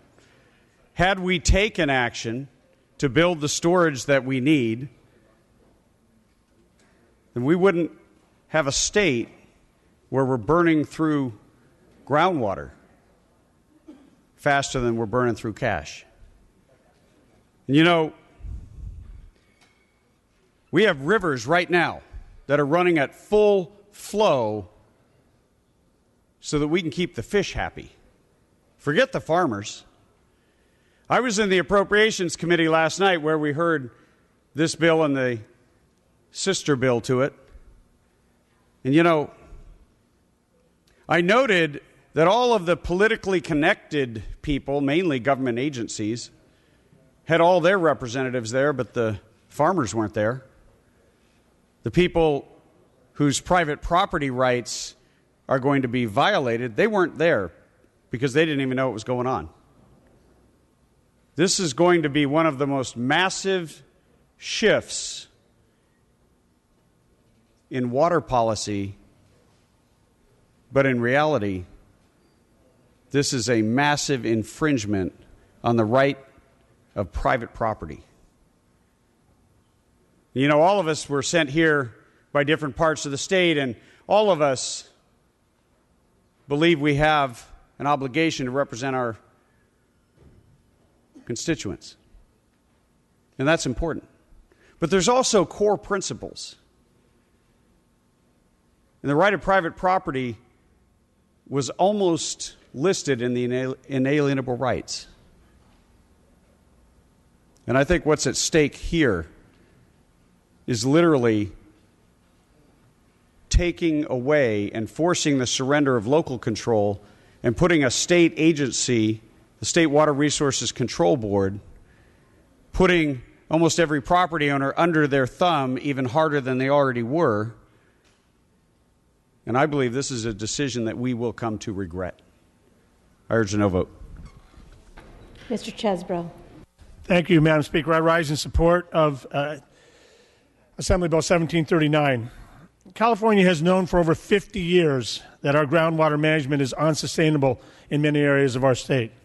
And sadly, the drought has made this painfully clear in many areas where wells have gone dry. Over and over, we hear the solution is to take more surface water from other places, as we just heard from my colleague who just spoke. But we've been doing that for 50 years, and we're no better off. In fact, we are worse off. AB 1168 is a planning statute. It says, AB 1739 is a planning statute. It says locals you should and you must have a plan for how you can manage your groundwater sustainably. It gives the locals the tools to do it. Some are saying they don't want their local agencies to plan. Well, if locals aren't required to do it, the state can't enforce it, which is where we are right now, and why our groundwater basins are in critical overdraft, and some of our most vulnerable communities are without water to drink. The authors have been responsive to those elements of the agricultural community who have come to them and asked them to try to make this more practical for them. And specifically, I'm talking about the grape growers and the winemakers of this state who did work with the authors and wound up withdrawing their opposition because the authors were willing to take amendments to make this more workable for agriculture. And I sincerely wish that the rest of the agricultural community would have engaged in the same way. We simply can't manage water in California until we manage our groundwater. I urge your aye vote. Ms. Eggman. Thank you, Madam Speaker and members. I rise in opposition to this bill, and for better or for worse, I don't usually read on this floor, but I have notes that I think it's important just to note. So I rise as a member, as somebody from the agriculture community, and as the chair of Ag. And I want to thank this author and the other author with the companion bill that we'll be hearing later for the work on this bill, and to address my colleague from the North. We're also talking about the context of a drought, and we're talking about in the context of a huge, historic water bond deal that we just did that was very time-consuming and rigorous for everybody involved. And I believe in the scope of time, the authors have given their best to try to draft comprehensive groundwater management. But there's many questions and many issues that remain. I recognize that recent amendments have helped some. However, there are serious issues that remain unaddressed. First, the whole proposal assumes the connectivity of surface water with groundwater. This is an overreach, creating a huge opening for frivolous actions to stop the normal and otherwise harmless use of groundwater for environmental purposes that are entirely unconnected. There are already mechanisms in place to address the problems that are created when the use of groundwater affects surface water conditions.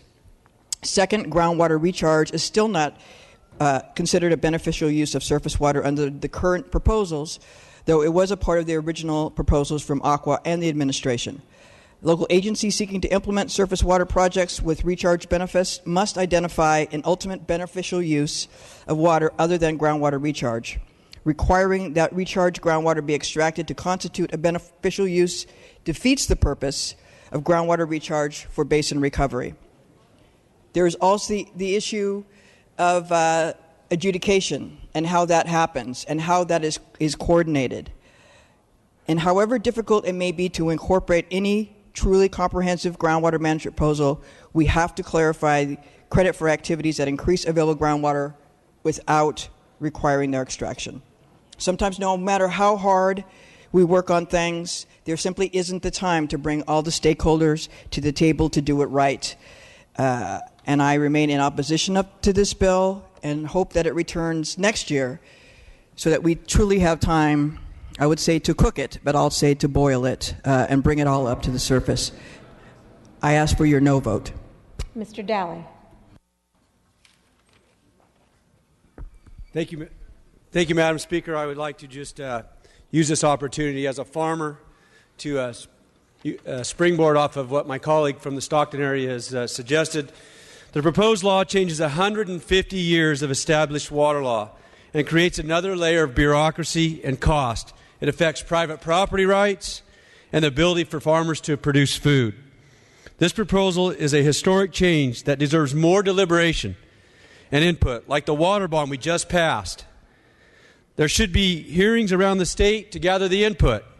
I reviewed the DWR list of overdrafted water basins, and in my district there are none. But we will be burdened with the same regulations as the places that have this problem. We should work until we find a consensus and regional bipartisan support. I strongly urge a no vote on this bill. We need to have the dialogue like we had in the water bond. And I laid off of the bill in committee because I do believe we need to have that conversation, but I don't think we can do that in the short time frame that these bills that are coming to us in water have been proposed. I strongly urge a no vote. We should work on this with some detail and length and get all the players to the table. Thank you. Mr. Rendon. Thank you, Madam Speaker and members. When it comes to water, we have much to be proud of in this House. We just, as many members have mentioned, we just passed a $7.5 billion water bond with 77 votes in this House. Was dedicated to the principles of statewide priorities and accountability and no earmarks. AB 1739 is the final puzzle piece in what is shaping up to be this most historic year in California water history. This bill is a result of a tremendous public process. The author should be commended for his work. This bill is the result of over 14 public meetings over the course of 6 months, including 4 oversight hearing meetings in March, 4 governor's office meetings, 4 administration public meetings, 2 multi-agency public meetings, California Water Foundation dialogue meetings, Aqua Groundwater Task Force meetings, countless stakeholder drafting meetings, 8 sets of amendments. It's a tremendous amount of work, tremendous amount of effort that went into this bill. And again, the author should be complimented for all of this work. This bill very much complements the water bond and all of our efforts therein. The author, through amendments and through all of his work, went to great lengths to make sure that adjudicated basins such as mine were considered in these efforts, that groundwater agencies like the Orange County Water District were considered. As a result, this bill has received tremendous amount of support from many quarters, including communities with groundwater management, the water community, Aqua, Groundwater Resource Association, the business community, including the Los Angeles Chamber of Commerce. The environmental community supports this, countless cities, newspaper editorials, including this week, the Sacramento Bee. So I urge your aye vote on AB 1739 and commend the author for all of his work on this. Mr. Logue. Thank you, Madam Speaker. I, too, rise in opposition to AB 1739. This bill would negatively alter the state's economy for generations to come. It sets up regulatory regimes for groundwater extraction. It's overreaching and will do more harm than good. It's changing the rules on landowners, business owners, and farmers. This bill infringes on the property rights. It goes well beyond protecting the state's interest and makes sweeping changes in groundwater law that severely threatens our existing water rights. It needlessly, in broad scope, we are punishing the good actors. We do not need to treat every groundwater basin in the state as if they're non-compliant. If passed, this bill will be the most impactful piece of legislation to farmers, the ag community, since the Water Commission Act of 1913. I urge a no vote. Ms. Olson. Thank you, Madam Speaker and members. I rise as the Vice Chair of Agriculture, joining the Chair of Agriculture, to rise in opposition to AB 1739. We represent some of the most productive agricultural communities in the entire state of California. Agriculture is the reason the recession wasn't even worse than it was when thousands, millions of Californians were out of work. And now what we're doing through this bill is hammering agriculture, hammering the Central Valley again. And when is this body going to stop doing stuff like this? It took us 10 years to craft a really well-negotiated water bond that will be a legacy in California for multiple generations to come. 10 years. How in the world are we now passing the biggest piece of legislation to pass the state of California legislature since 1914, and we wrote it in a matter of about 2 weeks?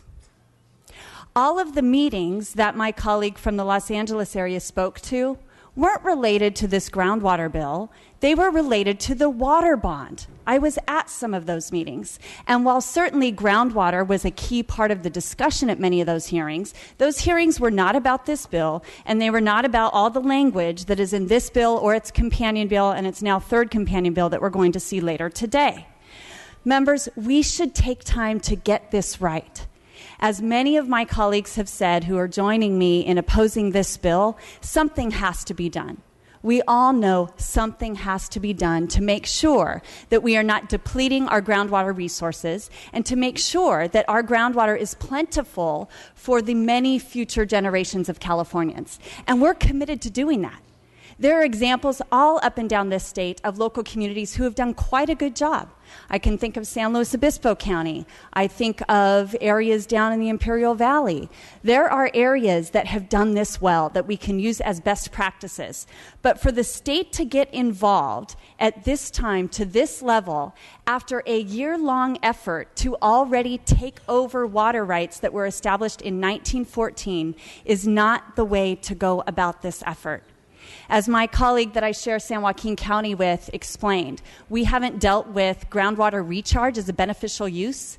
That could arguably make the biggest positive impact on replenishing our aquifers, on making sure that our subbasins are not faltering, than any other item. And it's not in any of the bills. Groundwater recharge. I mean, come on. That should be step A.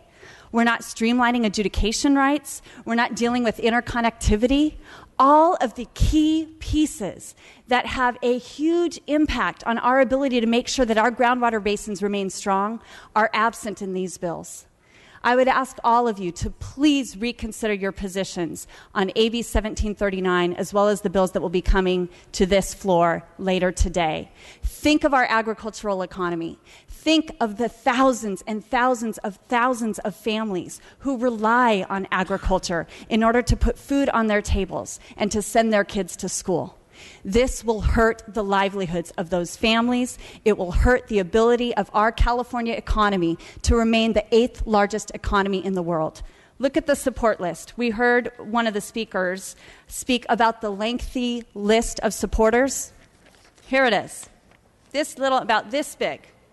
And then look at the lengthy list of opposition. It keeps going and going and going, takes more than a page. Think about what we're doing. Let's come back next year. Let's get it right. Please vote no on AB 1739. Mr. Gray. Members, I regretfully rise in opposition to AB 1739. And I want to start by saying my office has engaged in productive discussions with both the authors, both Mr. Dickinson and Senator Pavley. We've engaged in productive discussions with the administration, and the governor has shown real leadership in the area of water. This House has shown real leadership in the area of water, coming together to put forth the bond, as Mr. Brennan points out, 77-2. This is a complicated and difficult issue. It is not a partisan issue. It is a regional issue. And I would appeal to all of my colleagues not to stand up and say we don't need to move forward in the area of groundwater sustainability, because we do. And I think that is a feeling, a position held throughout the state, throughout every region.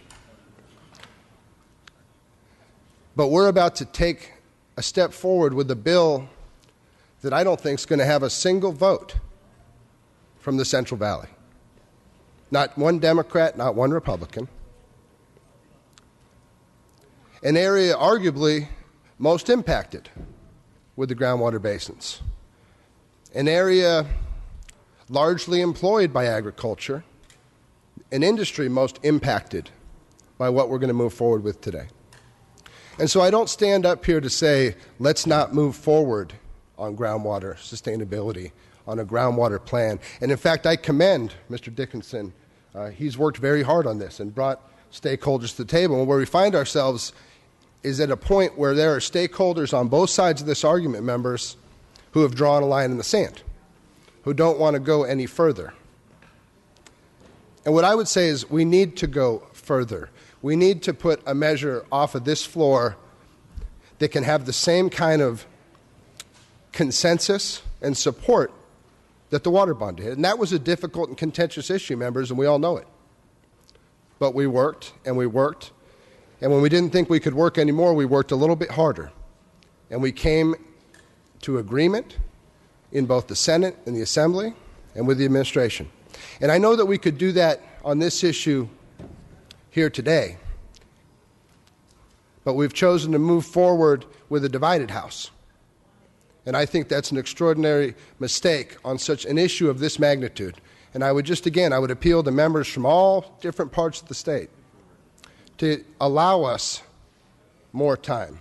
Vote no today. Allow us the opportunity to build a measure that can bring that consensus so that we can move forward together as California as a whole. I urge your no vote on AB 1739. Mr. Cork. Thank you, Madam Speaker and members. When the original groundwater bill was written in 1913, when the original water rights bill was written in 1913, they decided that groundwater was very tough and they'd wait. 50 years ago, this assembly said, groundwater's a critical issue, we need to act. Right now, we have a bill that has gone through a long process where many concessions have been made. I had some concerns when they had wildlife in the bill, that this would be needlessly complicating. That was taken out. Furthermore, these plans are exempt from CEQA, therefore streamlining the process of making these plans. The plans are not required in adjudicated regions.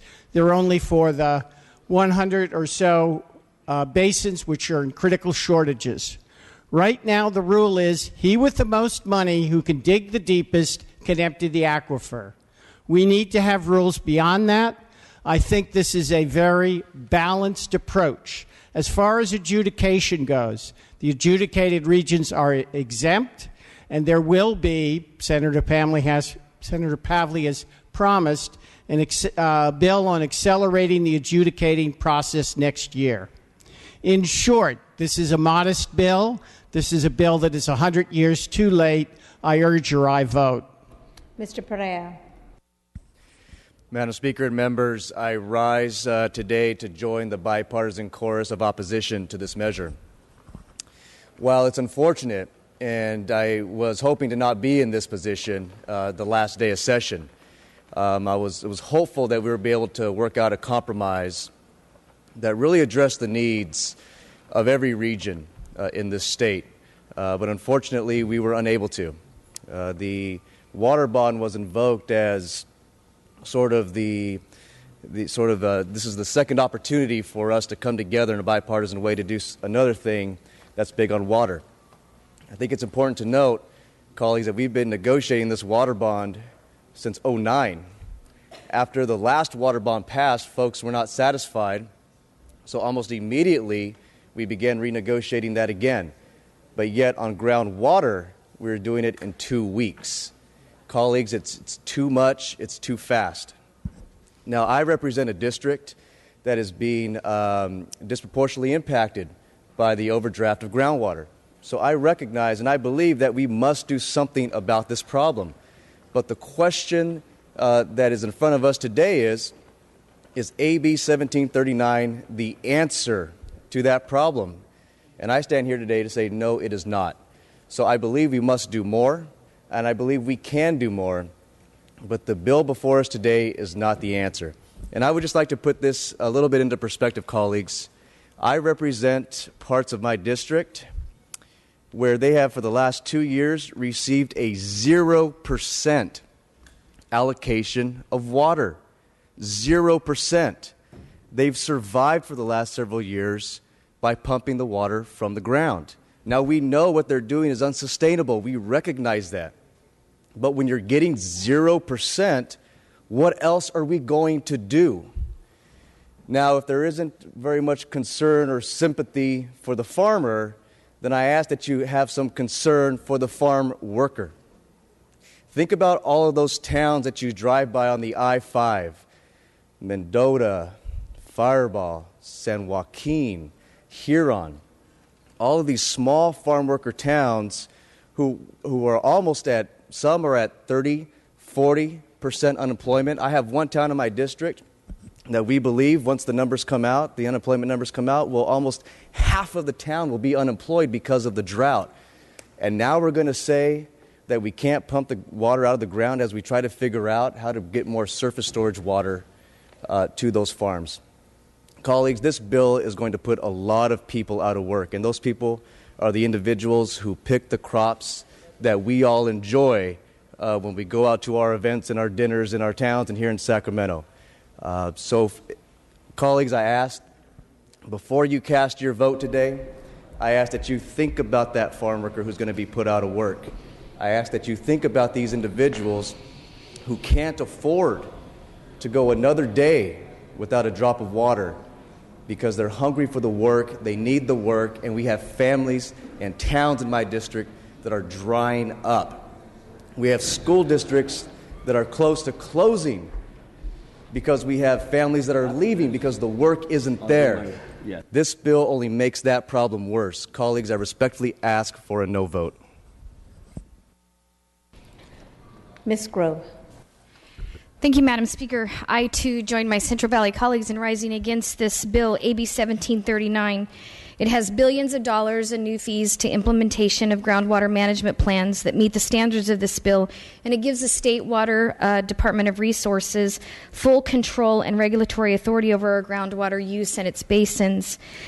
The Central Valley has managed their groundwater plans and has groundwater plans in effect, and they've invested millions upon millions of dollars to make sure that their basins are accessible, especially when, like my colleague from Fresno said, that we don't get water from the State Water Project. We pay for that water as growers and farmers to grow the food that not only you but your constituents eat.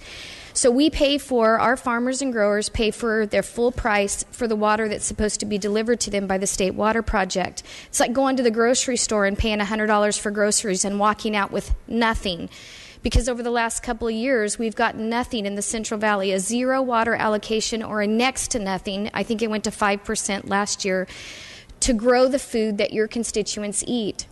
I recently did a video process out with some of our farmers, and this farmer grows little mandarins, and if it's sold by one company, they're called cuties, and it's sold by another company, they're called halos. That's a marketing issue. But I looked at this field and laid before us were all these mandarin trees, miniature mandarin trees that were uprooted and laid on their side, and they're waiting for a wood chipper to come and pick up these trees. And the thing is that he said that the reason why he had to fallow that land is because he didn't have water, and he was waiting. He was the 6th person in line to access groundwater basins and to drill a hole. He had other crops that were being taken care of by the groundwater that they'd been accessing, but he had to pay additional millions of dollars to be able to pump that water from the groundwater basin into the field in order to save the crops for the food that you and I and our constituents eat every day. Kern County is second only to Fresno in the agricultural industry in the agricultural district, and we feed this nation and parts of the world. There are fallowed grounds, there's dead almond trees, and the idea that we've been able to survive or barely survive this 7-year drought, we're probably in our 3rd year of a 7-year drought, is because we've been able to access our groundwater. We know that we have basin issues, and we know that we're addressing those issues, and we've already invested millions of dollars throughout the Central Valley in order to pay for that, in order to manage that groundwater. This, colleagues, I see really as a regulatory take. You can't get the surface water, and you're going to be able to give the same control of the State Water Resources Board to the people who control the surface water, who have mismanaged that water for years, which have put us in this situation. It's not just the drought. It's poor water policy in the past for lack of storage, which this body came together and addressed with the water bond. There hasn't been significant time together with everybody to have all the stakeholders, the growers, the producers, the consumers, to the end users to come together and get good water policy to address this issue. So I join my colleagues in the Central Valley, and I would ask that you would vote no on this bill. And I ask you to think about 3 things, 3 questions. 1, why would we give control of our water basins to the people who have been in charge of our surface water and fouled it up so much?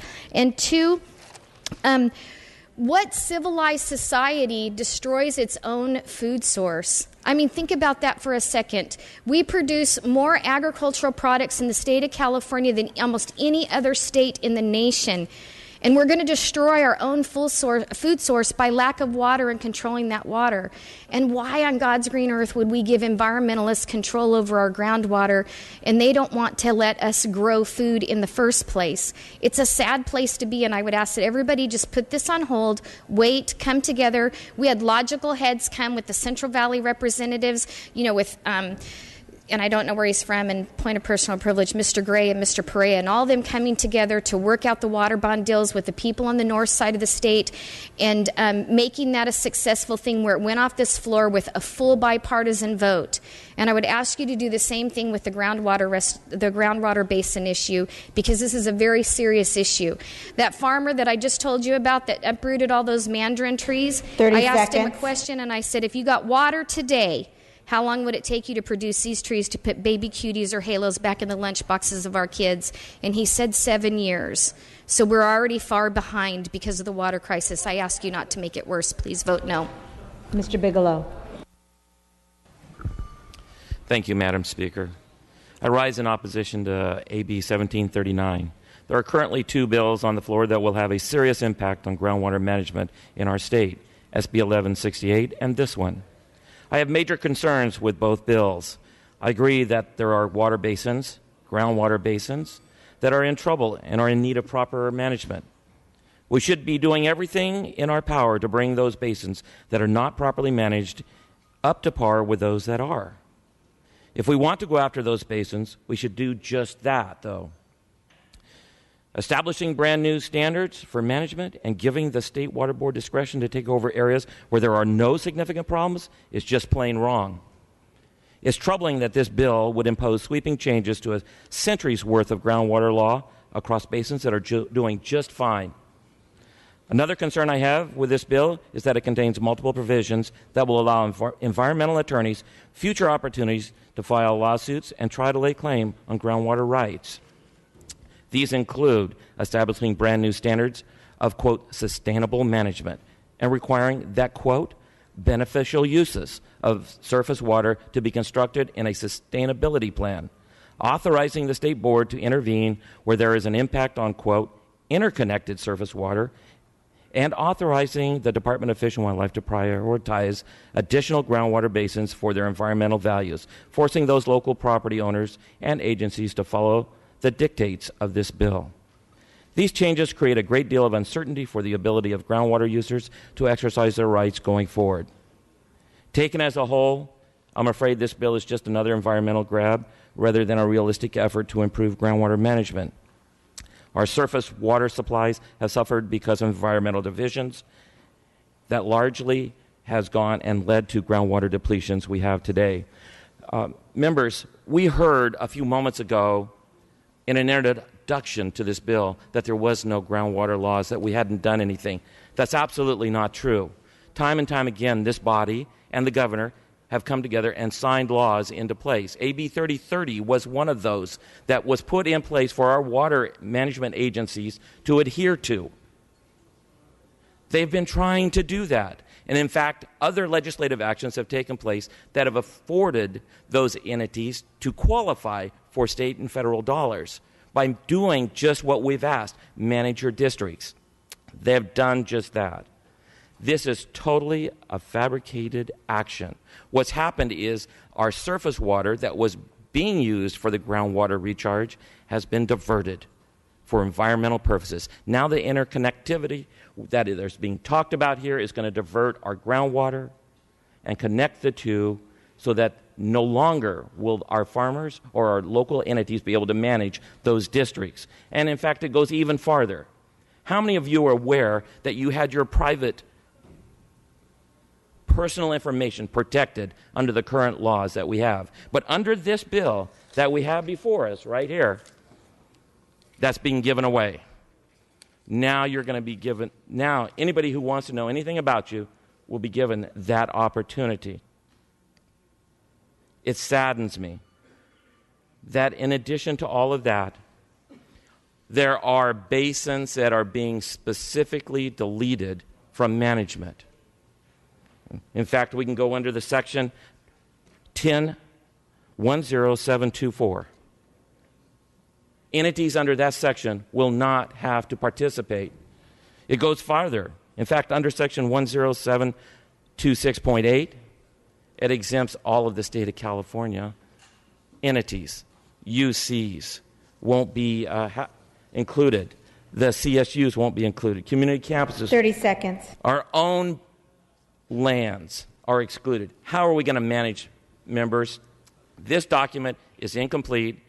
I certainly hope that with all the presentation that we've had, you have enough information and enough reason to vote no. I encourage a strong no. Mr. Stone. Thank you, Madam Speaker. When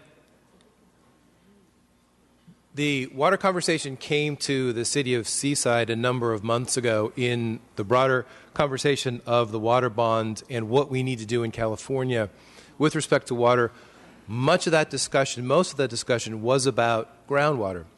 In the Central Coast, Pajaro Valleys, Salinas Valleys, we are struggling with seawater intrusion. We are struggling with some basins that have been severely impacted. And I've been speaking to a lot of my local agricultural community about this issue over the last few weeks as this bill has come together and as these issues have been formed. And they are very much in support of this legislature moving forward on real groundwater protections. Madam Speaker, permission to read? Without objection. I'd like to read from a op-ed written by Miles Ryder, who's the chairman and CEO of Driscoll's, one of the largest suppliers of berries in the world, and who farms throughout California. And he says, I strongly support managing our precious groundwater resources through a combination of local management operating within the context of statewide objectives and support. And that is what this bill does. With half measures and partial fixes that were adopted in the past, they have not worked. It is time that California adopts a comprehensive long-term plan that will protect this resource against overuse and future droughts. Local agencies need tools and the authority to effectively manage their groundwater. Those who want to maintain the status quo argue that sustainably managing our groundwater will reduce our agricultural economy and devalue the lands. I have absolutely no doubt that we will do far greater damage to our economy and the communities if we fail to act. He says, my family has farmed California's incredibly rich Central Coast for nearly 150 years. Groundwater depletion threatens the future. However, our local efforts to address this issue gives us the chance to save productive farmland and the communities that depend on it. Similar situations exist throughout the state. It is critically important that the state create a structure in which these local efforts are supported and empowered with a clear objective of stabilizing our groundwater resource. We need action from our lawmakers now more than ever. It is long past time we had comprehensive groundwater policy in the state of California. The conversations throughout the state have informed this debate to a great extent. Both of these bills, the bill before us, AB 1739 and SB 1168, are that package that has been created to do comprehensive groundwater policy. Mr. Miles Ryder is asking us to act, and I urge an aye vote on this bill. Thank you. Ms. Harkey. Thank you, Madam Speaker and members. I wasn't going to speak on this, but I do hear that it's settling down to more of a regional issue, and I just want to say that my district, my county, already has a plan in place. They'll probably not be impacted by this at all. But I don't believe we do any of us any good by voting for a district or a county when it's a statewide issue. Water is a statewide issue. And what impacts the Central Valley, what impacts Northern California, what impacts Manuel Perez's district, impacts us all in the long run. If unemployment is high there, we all pay. If people are troubled and hurt, we all pay. It's not a district issue. The zero allocation that has been going on in the Central Valley, and I was just down there this week, I drove through Highway 5, it's become a desert. There's no way to get that land arable again. And so the agricultural industry, those that have trees, that still have some trees left, are just watering enough to keep them alive, hoping they get more water next year. But there's really not a lot. There's not a lot that you can do to restore this once you've killed it.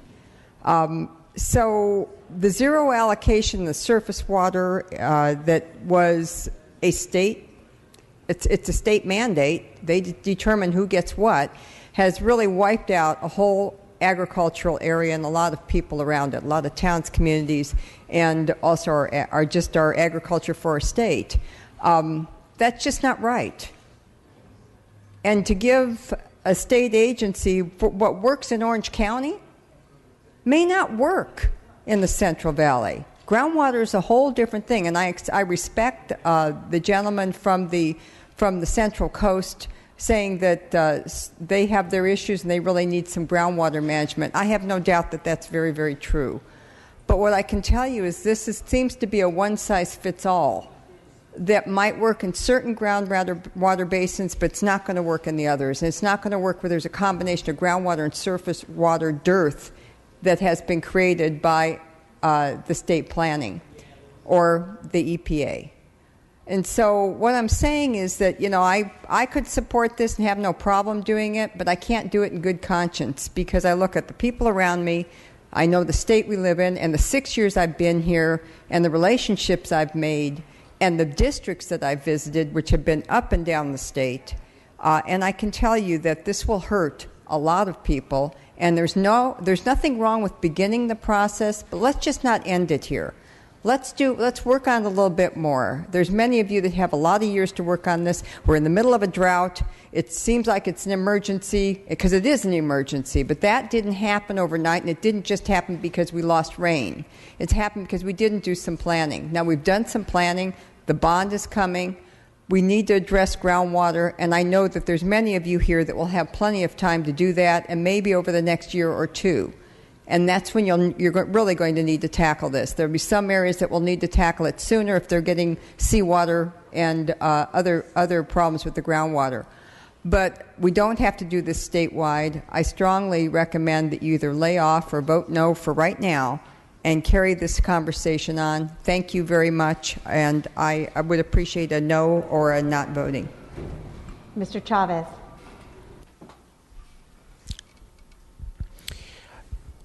I want to recognize the Assembly member from District 20.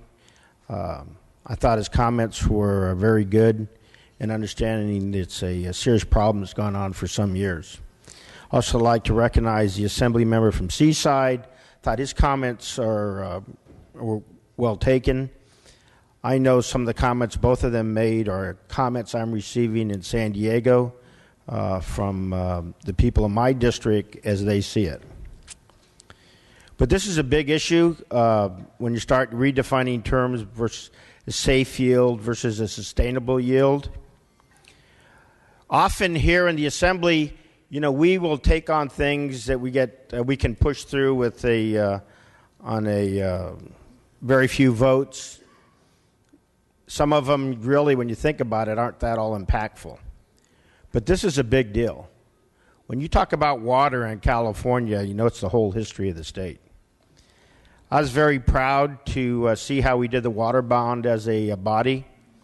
I think when historians look back on this Assembly body for this period of time, how we came together in the water bond is going to be one of the high points. But this is a component of that. And just listening to the discussion, it's clear to me that we do not have a consensus. We're very divided on this.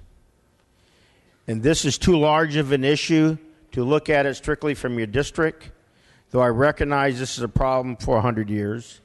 There's a problem that we need to address. I also think it's something that we should be able to do in much more than a supermajority. So I would ask you also to hold off or vote no, because the best decisions this body makes is when we all agree to it, across party lines, across regions. It's clear to me in the discussion we do not have that now. Thank you. Ms. Conway, would you like to speak? Sorry, I thought there was another microphone up. Thank you, Madam Speaker. Members, I won't take long. It's not good to come between people and their lunch. We've heard a lot of comments today, and I applaud all of them. Some of them were very eloquent. I would just like you to consider a couple of things. It will be easy for you to vote for this if you live in a non-impacted area. I understand that.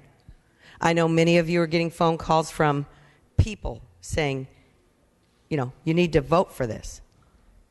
Are they your constituents, or are they government agencies that are calling you and telling you, yes, do this, this will be great?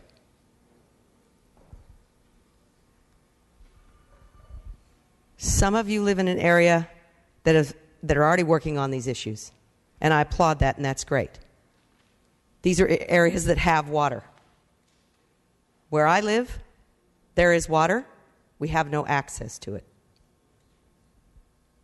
Thus, the problem, thus the situation that we find ourselves today. I heard someone say we should be proud of the bond, and we should be proud of the bond. And if we are proud of the bond, then let's let it pass. Part of that bond contains funding to do what we all want to do, or what we need to do. We did that together. We worked hard on that together. All of us like to make promises. We make them every day to the people we represent. I also heard they've promised to do this going forward. I don't know about you. There have been occasions when I've been let down by a promise. Unlike many of you, I won't be here to make sure that promise is met. To make sure those are saying, trust me, this is going to be great. I won't be here to hold them accountable. But you will. We've heard much about farming. I live in a farming area.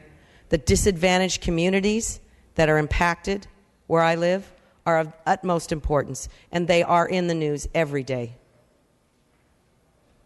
A rushed decision, in my opinion, is never a good decision. How can I say that? Because I've lived a long time. And when I haven't made a thorough decision, and when I've made a rushed decision, I've often regretted it. This is important to all of California. It'll set standards from all of California. Please, members, think about all of California. Certainly your neighborhood, certainly the area you represent, but listen to the people of California. I urge a no vote. Mr. Williams, I did not see your mic. You're recognized. I want to rise in support of this from the perspective of another agricultural district. I can tell you from the perspective of people in my district, this is urgent. And I would argue it is urgent for the entire state. 60% of our supplies in times of drought are groundwater supplies.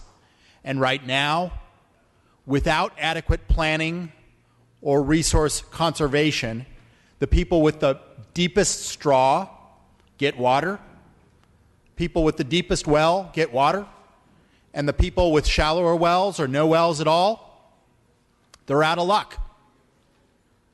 And we will not save all these trees, we will not save all these farms if we allow that situation to continue. Many of those farms are waiting for wells to be dug. Many of them do not have wells that are far enough to reach the groundwater. And if we wait for another year, once they dig those wells, there may be nothing to extract. This is a reasonable measure. It is not perfect, but it is the result of a very, very tough stakeholder process in which the author did try to include everyone out there. You can't please everybody on this. We didn't please everyone on water either. But I have to tell you, members, if we do not take action on this, there will be dire consequences. And I think that it's reasonable to allow some of this state oversight until those local agencies can take control and make sure that their groundwater is sustainable.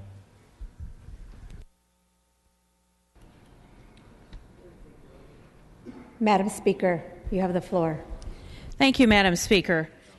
You know, to hear some of my colleagues, you would think that we're going to do this overnight.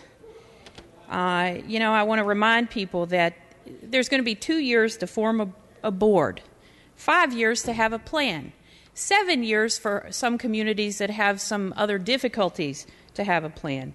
And for the issues related to interconnectedness, 10 years potentially. So locally driven unless that time frame and you can't come up with a plan. So it's a bit disingenuous to say that we're not trying to work for all of California. I said during the water bond that it was important that we try to do this together. We're all impacted, as our Republican leader said. We're all impacted, not just some areas. Some areas feel it more intensely right now than others, but we're all impacted.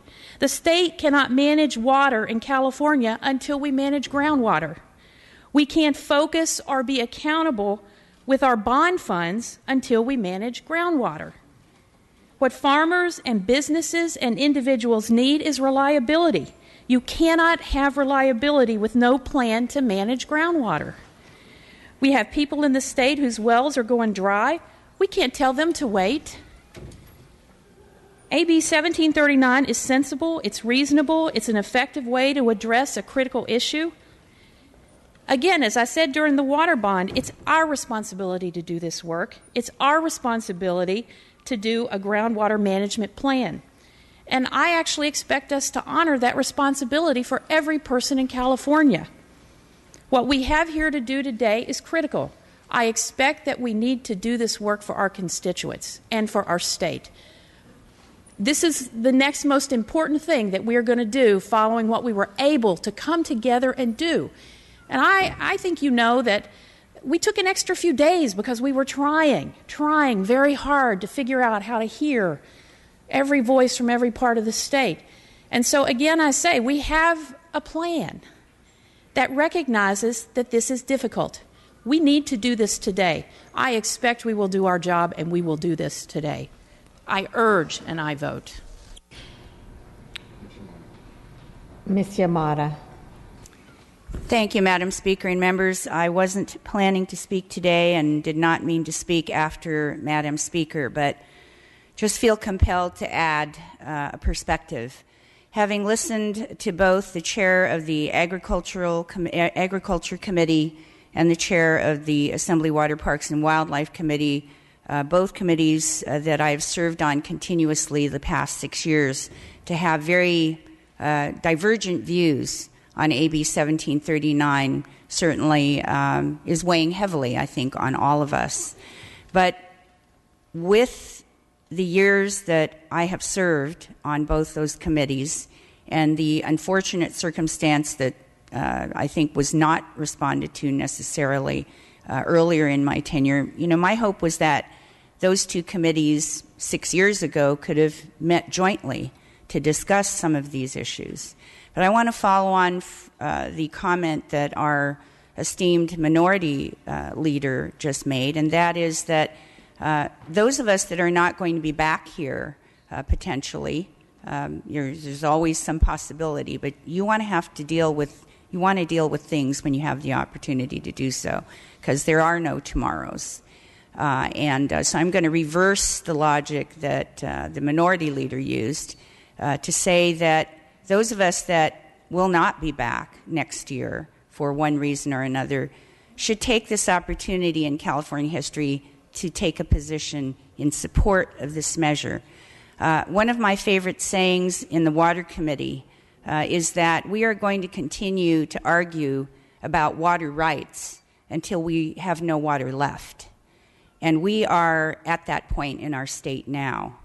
And for those reasons, despite the fact that I am a proud representative of a very large rural district with lots of agriculture, lots of farm workers, lots of very good, hard-working people that are going to rely upon our decision-making today to set the course, not an immediate one, just as Madam Speaker just clearly articulated. This is a planning process. This is an incentivizing process to address something that should have been addressed decades and decades ago. So, members, with the perspective that, I'm trying to share with you now, despite the fact that we have heard so much opposition to this measure on this floor from very good people that are speaking very deeply from their districts and from their perspective on this measure, it is way past time for us as Californians to take a step towards a reasonable groundwater management planning and plan. I urge an aye vote on AB 1739. No further debate. Mr. Dickinson, you may close. Thank you, Madam Speaker. I appreciate the comments of all my colleagues, regardless of their perspective on this legislation. I author it as a representative of a district that has considerable agriculture in it, and as a person who comes from a county in the Central Valley with significant agricultural interests. Let me just respond to some of the points that have been made, because I think it's necessary to make sure that there's no ambiguity about what we are doing here. First, it's suggested there's been a rush to judgment. Quite to the contrary. This has been a subject of discussion for literally decades in California, and specifically since 2009, when the last legislation was adopted by the legislature and it was realized it was not sufficient to the task. The current immediate process has been going on for more than 9 months and has included an open invitation to everyone with an interest in this subject. We have held innumerable meetings, some of which had more than 70 participants in a room at the same time. There is nothing quick or speedy about this process. It has been lengthy and deliberative. Secondly, it's suggested that beneficial use has not been addressed in a way that it ought to be by this bill. Let's understand that what we're doing in this bill is not changing the law as it regards beneficial use. Those who make the argument that we should somehow treat that issue differently are the ones who want to change the law. Thirdly, this bill explicitly, as does Senator Pavley's bill, recognizes existing water rights. Period. End of discussion. Fourth, this bill is built on local control. This is not the state coming into a local area and telling it what to do. This is an opportunity for local communities to decide how they want to approach this issue and then devising their own plan in order to get to groundwater sustainability. And as the Speaker noted, it's not expected to happen overnight. An agency designated in 2 years, a plan within either 5, 7, or even 10 years, depending on the nature of the basin involved, and sustainability in 20 years. As someone said, we didn't get to this position overnight, and we're not going to fix it overnight, and that is a very true statement. That is exactly why we have specified 2 decades to get to sustainability. It covers those basins which are categorized or high or medium risk basins, meaning our most overdrafted basins currently or those at greatest risk of overdraft. It doesn't reach to every basin as some on this floor have suggested. You know, I know that my colleague from Stanislaus County didn't mean to leave a misimpression with people because she was working off information that she received. But let's be clear. There are over 100 organizations spanning the breadth and length of California, every single interest from agriculture to environmental interests that recognize the need to act. You know, Mark Twain famously said, whiskey is for fighting, whiskey's for drinking, and water's for fighting. My apologies to Mr. Twain. And certainly we have our fights over water. But every single member on this floor recognizes that we have been overdrafting our groundwater in this state, not just in the last year, not just since the drought started, but for decades. Proponents know it, and opponents concede it. So the question is not what happens if we act. The question is, what are the consequences if we fail to act? If not now, then when? If not us, then who? I respectfully request your aye vote. Clerk will open the roll. All members vote who desire to vote. All members vote who desire to vote. All members vote who desire to vote. All members vote who desire to vote. All members vote who desire to vote. All members vote who desire to vote.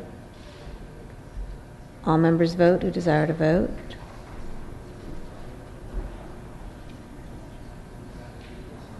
All members vote who desire to vote. All members vote who desire to vote.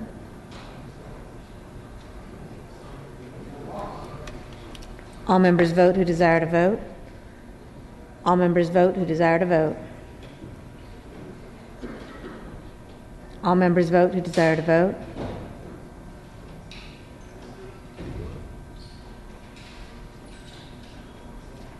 All members vote who desire to vote.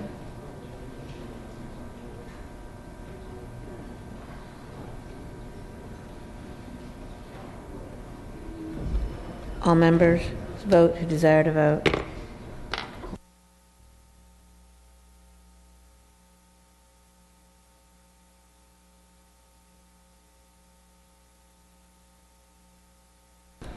All members vote who desire to vote.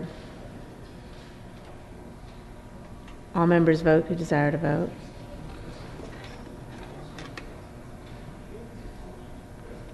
All members vote who desire to vote.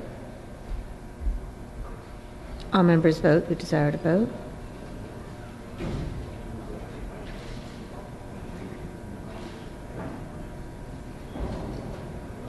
All members vote. Close the roll. Tally the votes. Ayes 44, noes 27.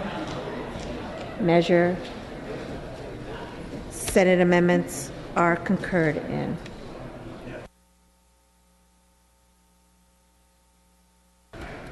Mr. V. Manuel Perez, you are recognized. Thank you, Madam Speaker. There's a committee report at the desk relative to the following bills: AB 1147, Bonilla; SB 1168, Pavley; SB 1319, Pavley. I request unanimous consent that the committee report be deemed read and deemed adopted, and to suspend Assembly Rule 63 to allow those bills to be taken up in mock-up form without reference to file for purposes of third reading. Mr. Hagman. Thank you, Madam Speaker. We do object to the Assembly Rule 63 waiver and ask for a roll call vote. Mr. Hagman objects. We will take a roll call vote. Mr. V. Manuel Perez is asking for an aye vote. Mr. Hagman is asking for a no vote. And seconded by Mr. Holden. Clerk will open the roll. All members vote who desire to vote. All members vote who desire to vote. All members vote who desire to vote. Clerk will close the roll, tally the votes. Ayes 52, noes 23. The motion carries.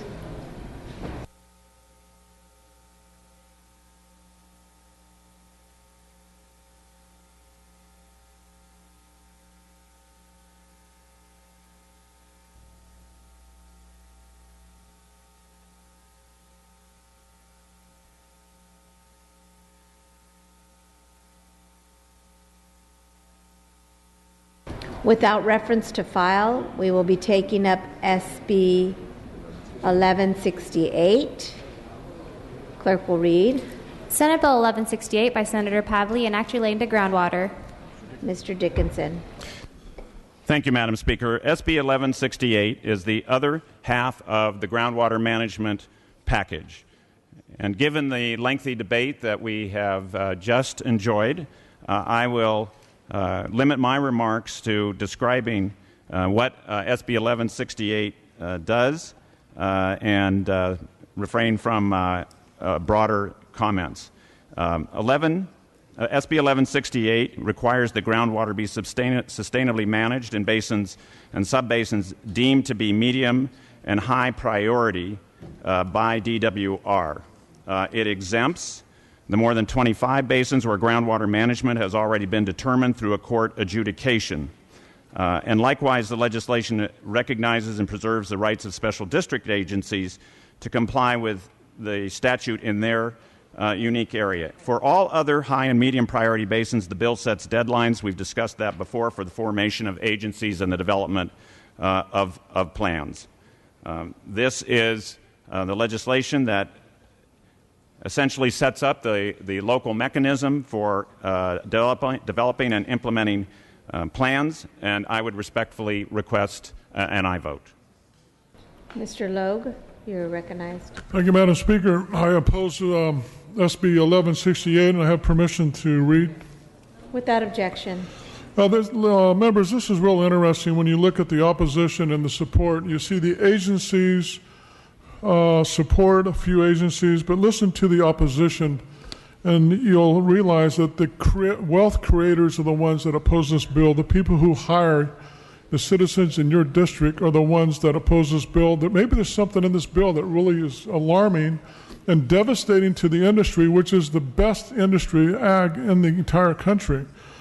African American Farmers for California, Agricultural Council of California, Allied Grape Growers, Almond Haulers, Processors, Association of California Egg Farmers, Blue Diamond Growers, California Ag Aircraft Association, California Association of Nurseries, California Bean Shippers. Oh, look at the jobs. California Blueberry Association, Canning Peaches, Chamber of Commerce, Citrus Mutual, Construction and Industrial Materials, California Ginners Association, California Cotton Growers, Dairies, Farm Bureau Federation, California. What is it? Mr. V. Manuel Perez, state your point of order. If the member can speak to the merit of the bill, we can all read the list ourselves. I appreciate that, Mr. Logue. Point well taken. Mr. Excuse me. Logue, if you will stick to the merits of the bill, I know that you have permission to read. Mr. Donnelly, state your point of order. He was speaking to the merits of the bill. He's talking about who supports the bill. I think he should be able to continue. Mr. Donnelly, I've already ruled on that point of order. Mr. Logue, please continue. Okay, Madam Speaker, that's fine. The bottom line is the people who create jobs and are the ones who pay for this building, and the highways and the freeways are objecting to this legislation. It's going to be damaging, to say the least. You're talking of billions and billions of dollars are going to be passed on a one-size-fits-all, which is typical of California government. We've got to begin to look at these farmers and the ag industry that is on the verge of devastation, and let's let them get through this drought and get their way through this right now. I had a farmer call me up almost in tears because he said, we're being regulated so badly in this state that we cannot compete on a global scale, not even on a local scale. That's how bad this bill has gotten, and I'm urging a no vote. And by the way, just to add to this, if you want to see the list of people who oppose it, do yourself a big favor, because when you go back in your district, you're going to have to tell them why you did this. Thank you. No further. Mr. Bigelow, you're recognized. Thank you, Madam Speaker. I know we're dwelling upon a bill that is similar in nature to the previous discussed bill, but quite honestly, I can't let it go unnoticed. We must recognize that we came together to pass in a bipartisan way a successful water bond that now is being compromised. My fellow members, I know you've read and I know you understand the bill, but just in case, within the text of this document are a number of chapters I'll focus on Chapter 8. That chapter sets in motion fee after fee after fee that is calculated in the billions right now. What we're going to be doing is compromising those folks who have been paying for the surface water and their ability to get it. And we're going to compromise the ability of the water bond to deliver the very projects, the surface water projects, that we intended a couple of weeks ago to have happen. And in fact, if you look inside the text of the document of Senate Bill 1319, which is not before you, which will be coming for you and is related to this, there's going to be more than $100 billion moved out of that water bond to help fund these. I don't necessarily go in opposition to that, but already the eroding of dollars is occurring. My friends, we should be opposing this. We should be bringing it back next year. I would hope that on this bill you would vote no and allow us the opportunity to thoroughly vet and air this. Quite honestly, last night, at the last hours, we saw that final set of amendments come in appropriations. This is not the way. Yes, I'll grant that the argument that these bills were introduced earlier this year and members have had their hearings. I'll grant that part of the argument, and many of us have tried working on it. But up until last night, we were still seeing amendments, not all of them fully vetted, not all of them fully surfaced to every party. Members, this is not the way for us to act. This is not the way for us to work. Please, I urge you on this specific bill to vote no. Ms. Grove. Thank you, Madam Speaker. I too rise in opposition of this bill with the comments that I made earlier, which I thought were, not angry or hostile, but I am going to be angry right now. With the bill that was just put on my desk, with the bill that just passed a few minutes ago, and this bill, I submit to all of you that this is nothing more than a regulatory take of our industries, oil and of our food industries. This is a regulatory take, and I would ask you to vote no on this because this is something that can be challenged in the courts. We are at risk of putting the state of California on the hook for millions upon millions, possibly billions of dollars with this when these farmers and these oil companies sue the state of California over this regulatory take that is taking place right here in this body right now. And I would ask you for a no vote. Mr. Williams, you're recognized. I just want to remind members and rise in support of this. This is not a one-size-fits-all approach. As the author has mentioned, this focuses on medium and high-priority basins, and this allows local jurisdictions to come up with their own plans and only steps in at a state perspective if those local jurisdictions cannot or will not do their own plans or have inadequate plans. This allows diversity in a state that is very diverse but still values a resource that we desperately must conserve if we are going to get through this drought and future droughts. I ask for your aye vote. No further debate on the item. Mr. Dickinson, you may close. Thank you, Madam Speaker. I just simply want to add one point regarding the issue of fees. And let's again be clear. All fees are dependent upon local action and must be undertaken pursuant to all procedural, statutory, and constitutional requirements. This is a bill that is locally based, and I ask for your aye vote. Clerk will open the roll. All members vote who desire to vote. All members vote who desire to vote. All members vote who desire to vote. All members vote who desire to vote. All members vote who desire to vote. Clerk will close the roll, tally the votes. Ayes 45, noes 26. Measure passes.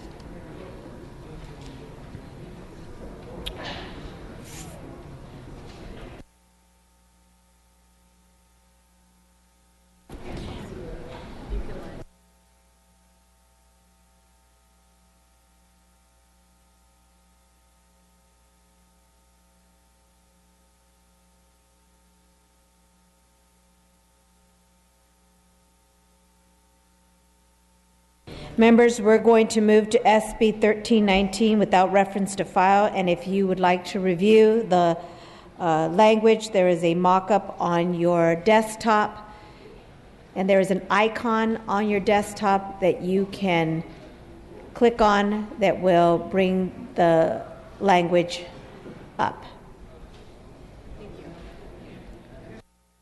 Mr. Hagman, you are recognized. Madam Speaker, I know we got lots of work to do today, and I don't want to delay the point, but I believe, let me check my staff to see if we actually have paper for the Republican caucus. I know we don't yet, if you don't mind. Thank you.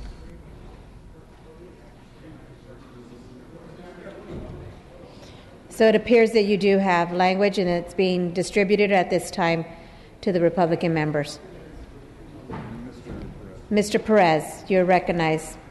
Madam Speaker, just point of inquiry on the monitors, it lists 1319 as Hill.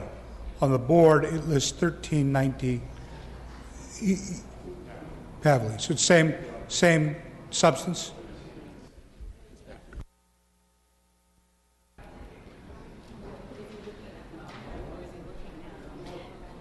Mr. Speaker, we are checking that to make sure that we have the right language up. So we amended it to remove Mr. Hill's name from the bill. So it is the exact same language of the bill that we are taking up right now.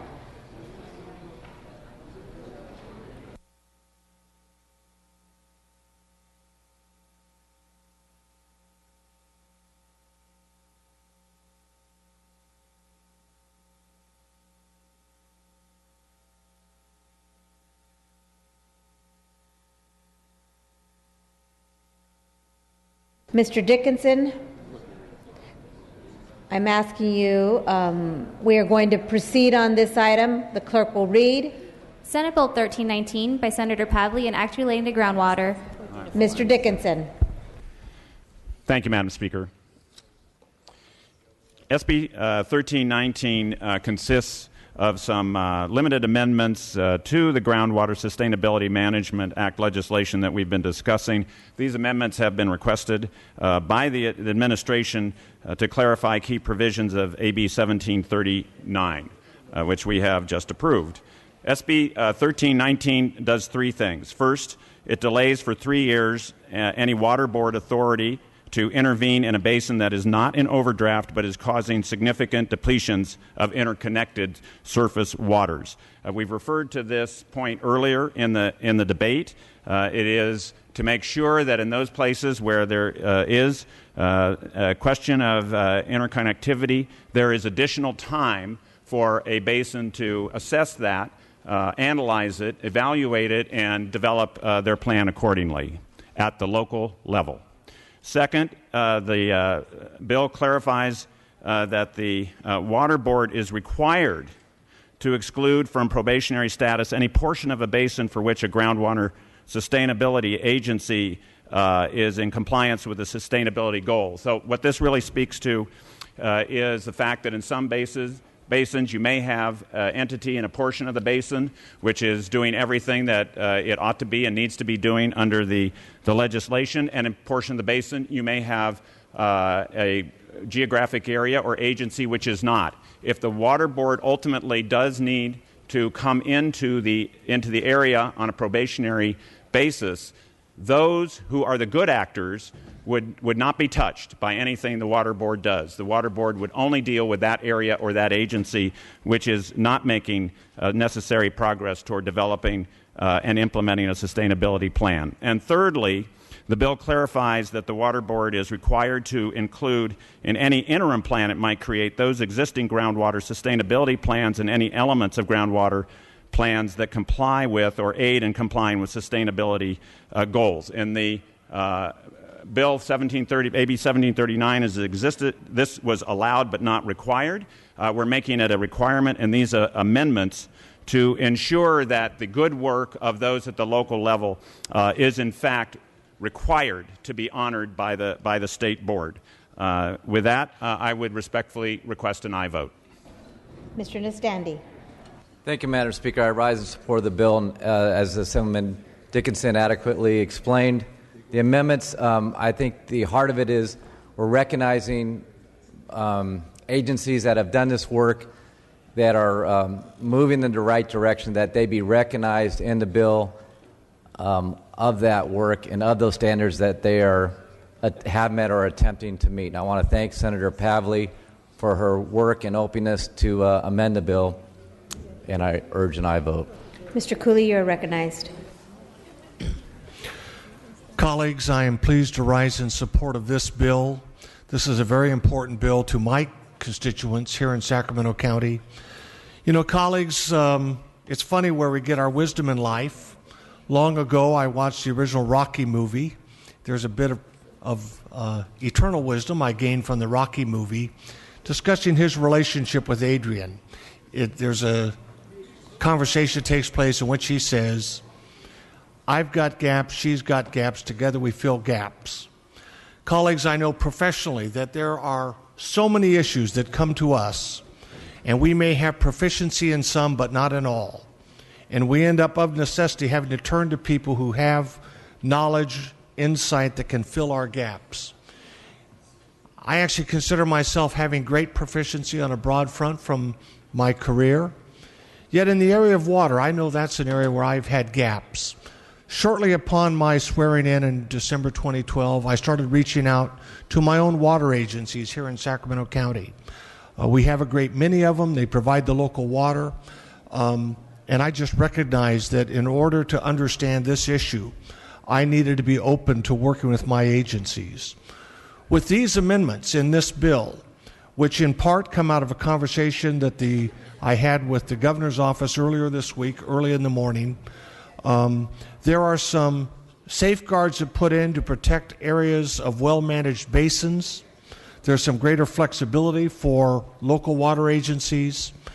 And I want to note for the record that these agencies, which I have been in a collaboration with for the last year and a half, have withdrawn their opposition to some of these bills because of these amendments. So I just want to acknowledge the governor's office working with me.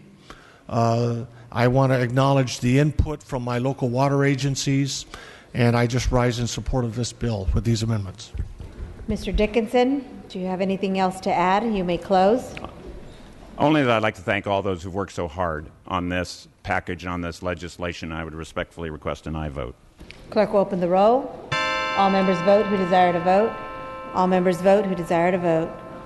All members vote who desire to vote.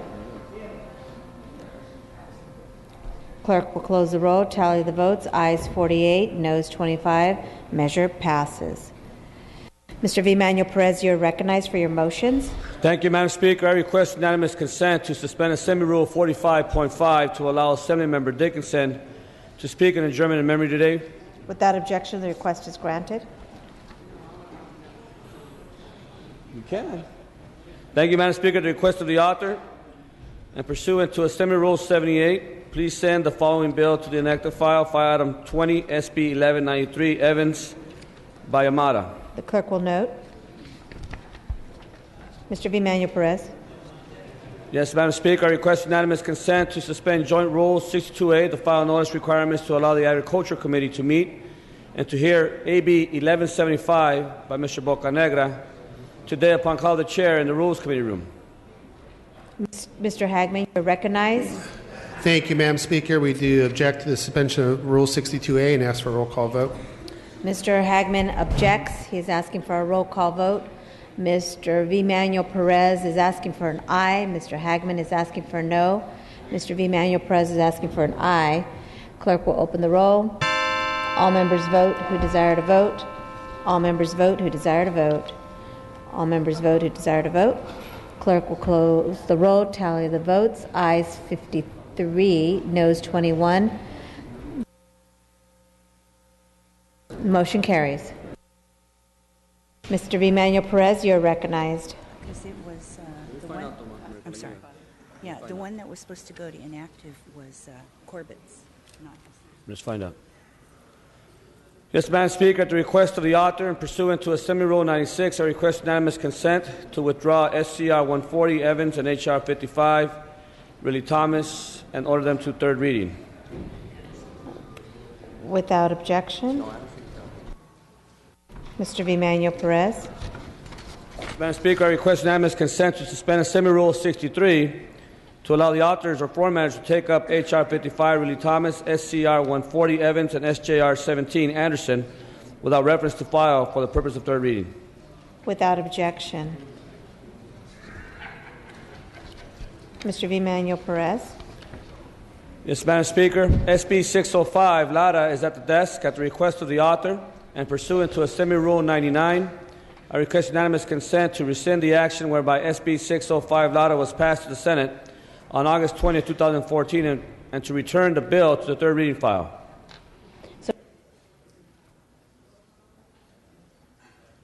Without objection. Thank you, Madam Speaker. I request unanimous consent to suspend Assembly Rule 69E to allow Assemblymember Garcia to take up amendments to SB 605. Without objection. I also request unanimous consent to allow Assemblymember Garcia to take up SB 605 as amended in mock-up form for the purpose of third reading. Mr. Hagman, you are recognized. Thank you, Madam Speaker. We're going to object to that portion of the movement and ask for a roll call vote. Okay, Mr. Hagman is objecting. We will take a roll call vote. Mr. V. Manuel Perez is asking for an aye. Mr. Hagman is asking for a no. Mr. V. Manuel Perez is asking for an aye. Clerk will open the roll. All members vote who desire to vote.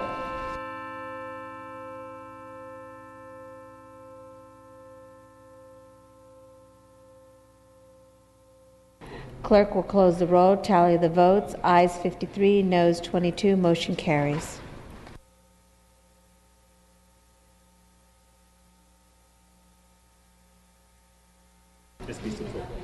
Without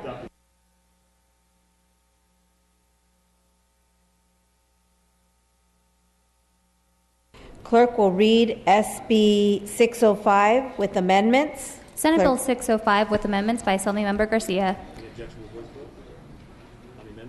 Any objection to a voice vote on the amendments? All those in favor say aye. All those opposed say. All those in favor say aye. Aye. All those opposed say nay. The ayes have it. The amendments are adopted. The amendments are adopted.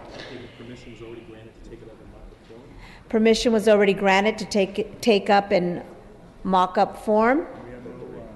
Clerk will read. Senate Bill 605 by Senator Laura, an act relating to greenhouse gases.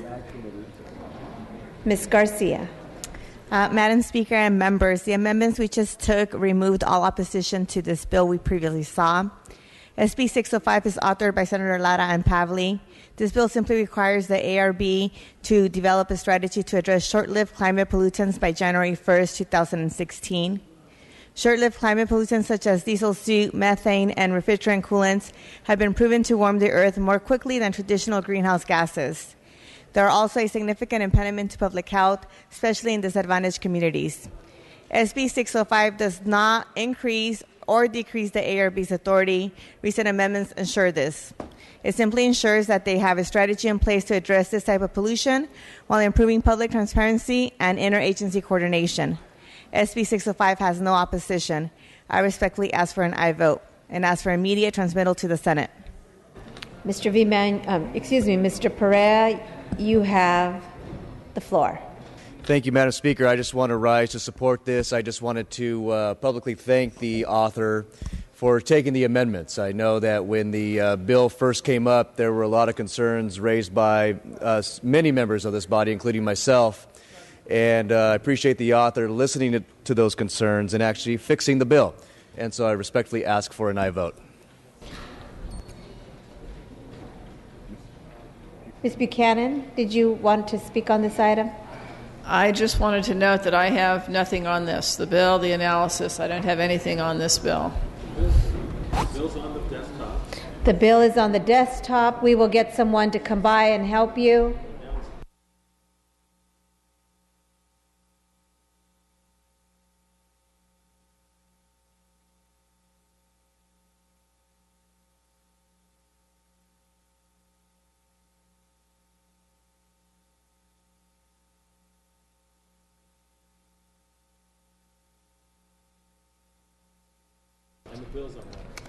The analysis on the laptop and the bill is on the laptop. Is there any further debate? Seeing no further debate, Ms. Garcia, you may close. I respectfully ask for an aye vote. Clerk will open the roll. All members vote who desire to vote. All members vote who desire to vote.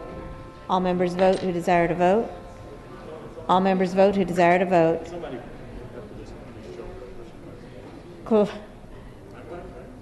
Clerk will close the roll. Tally the votes. Ayes 45, noes 21. The measure passes.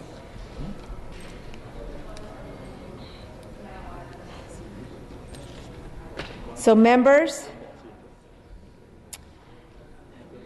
we are now going to take a recess.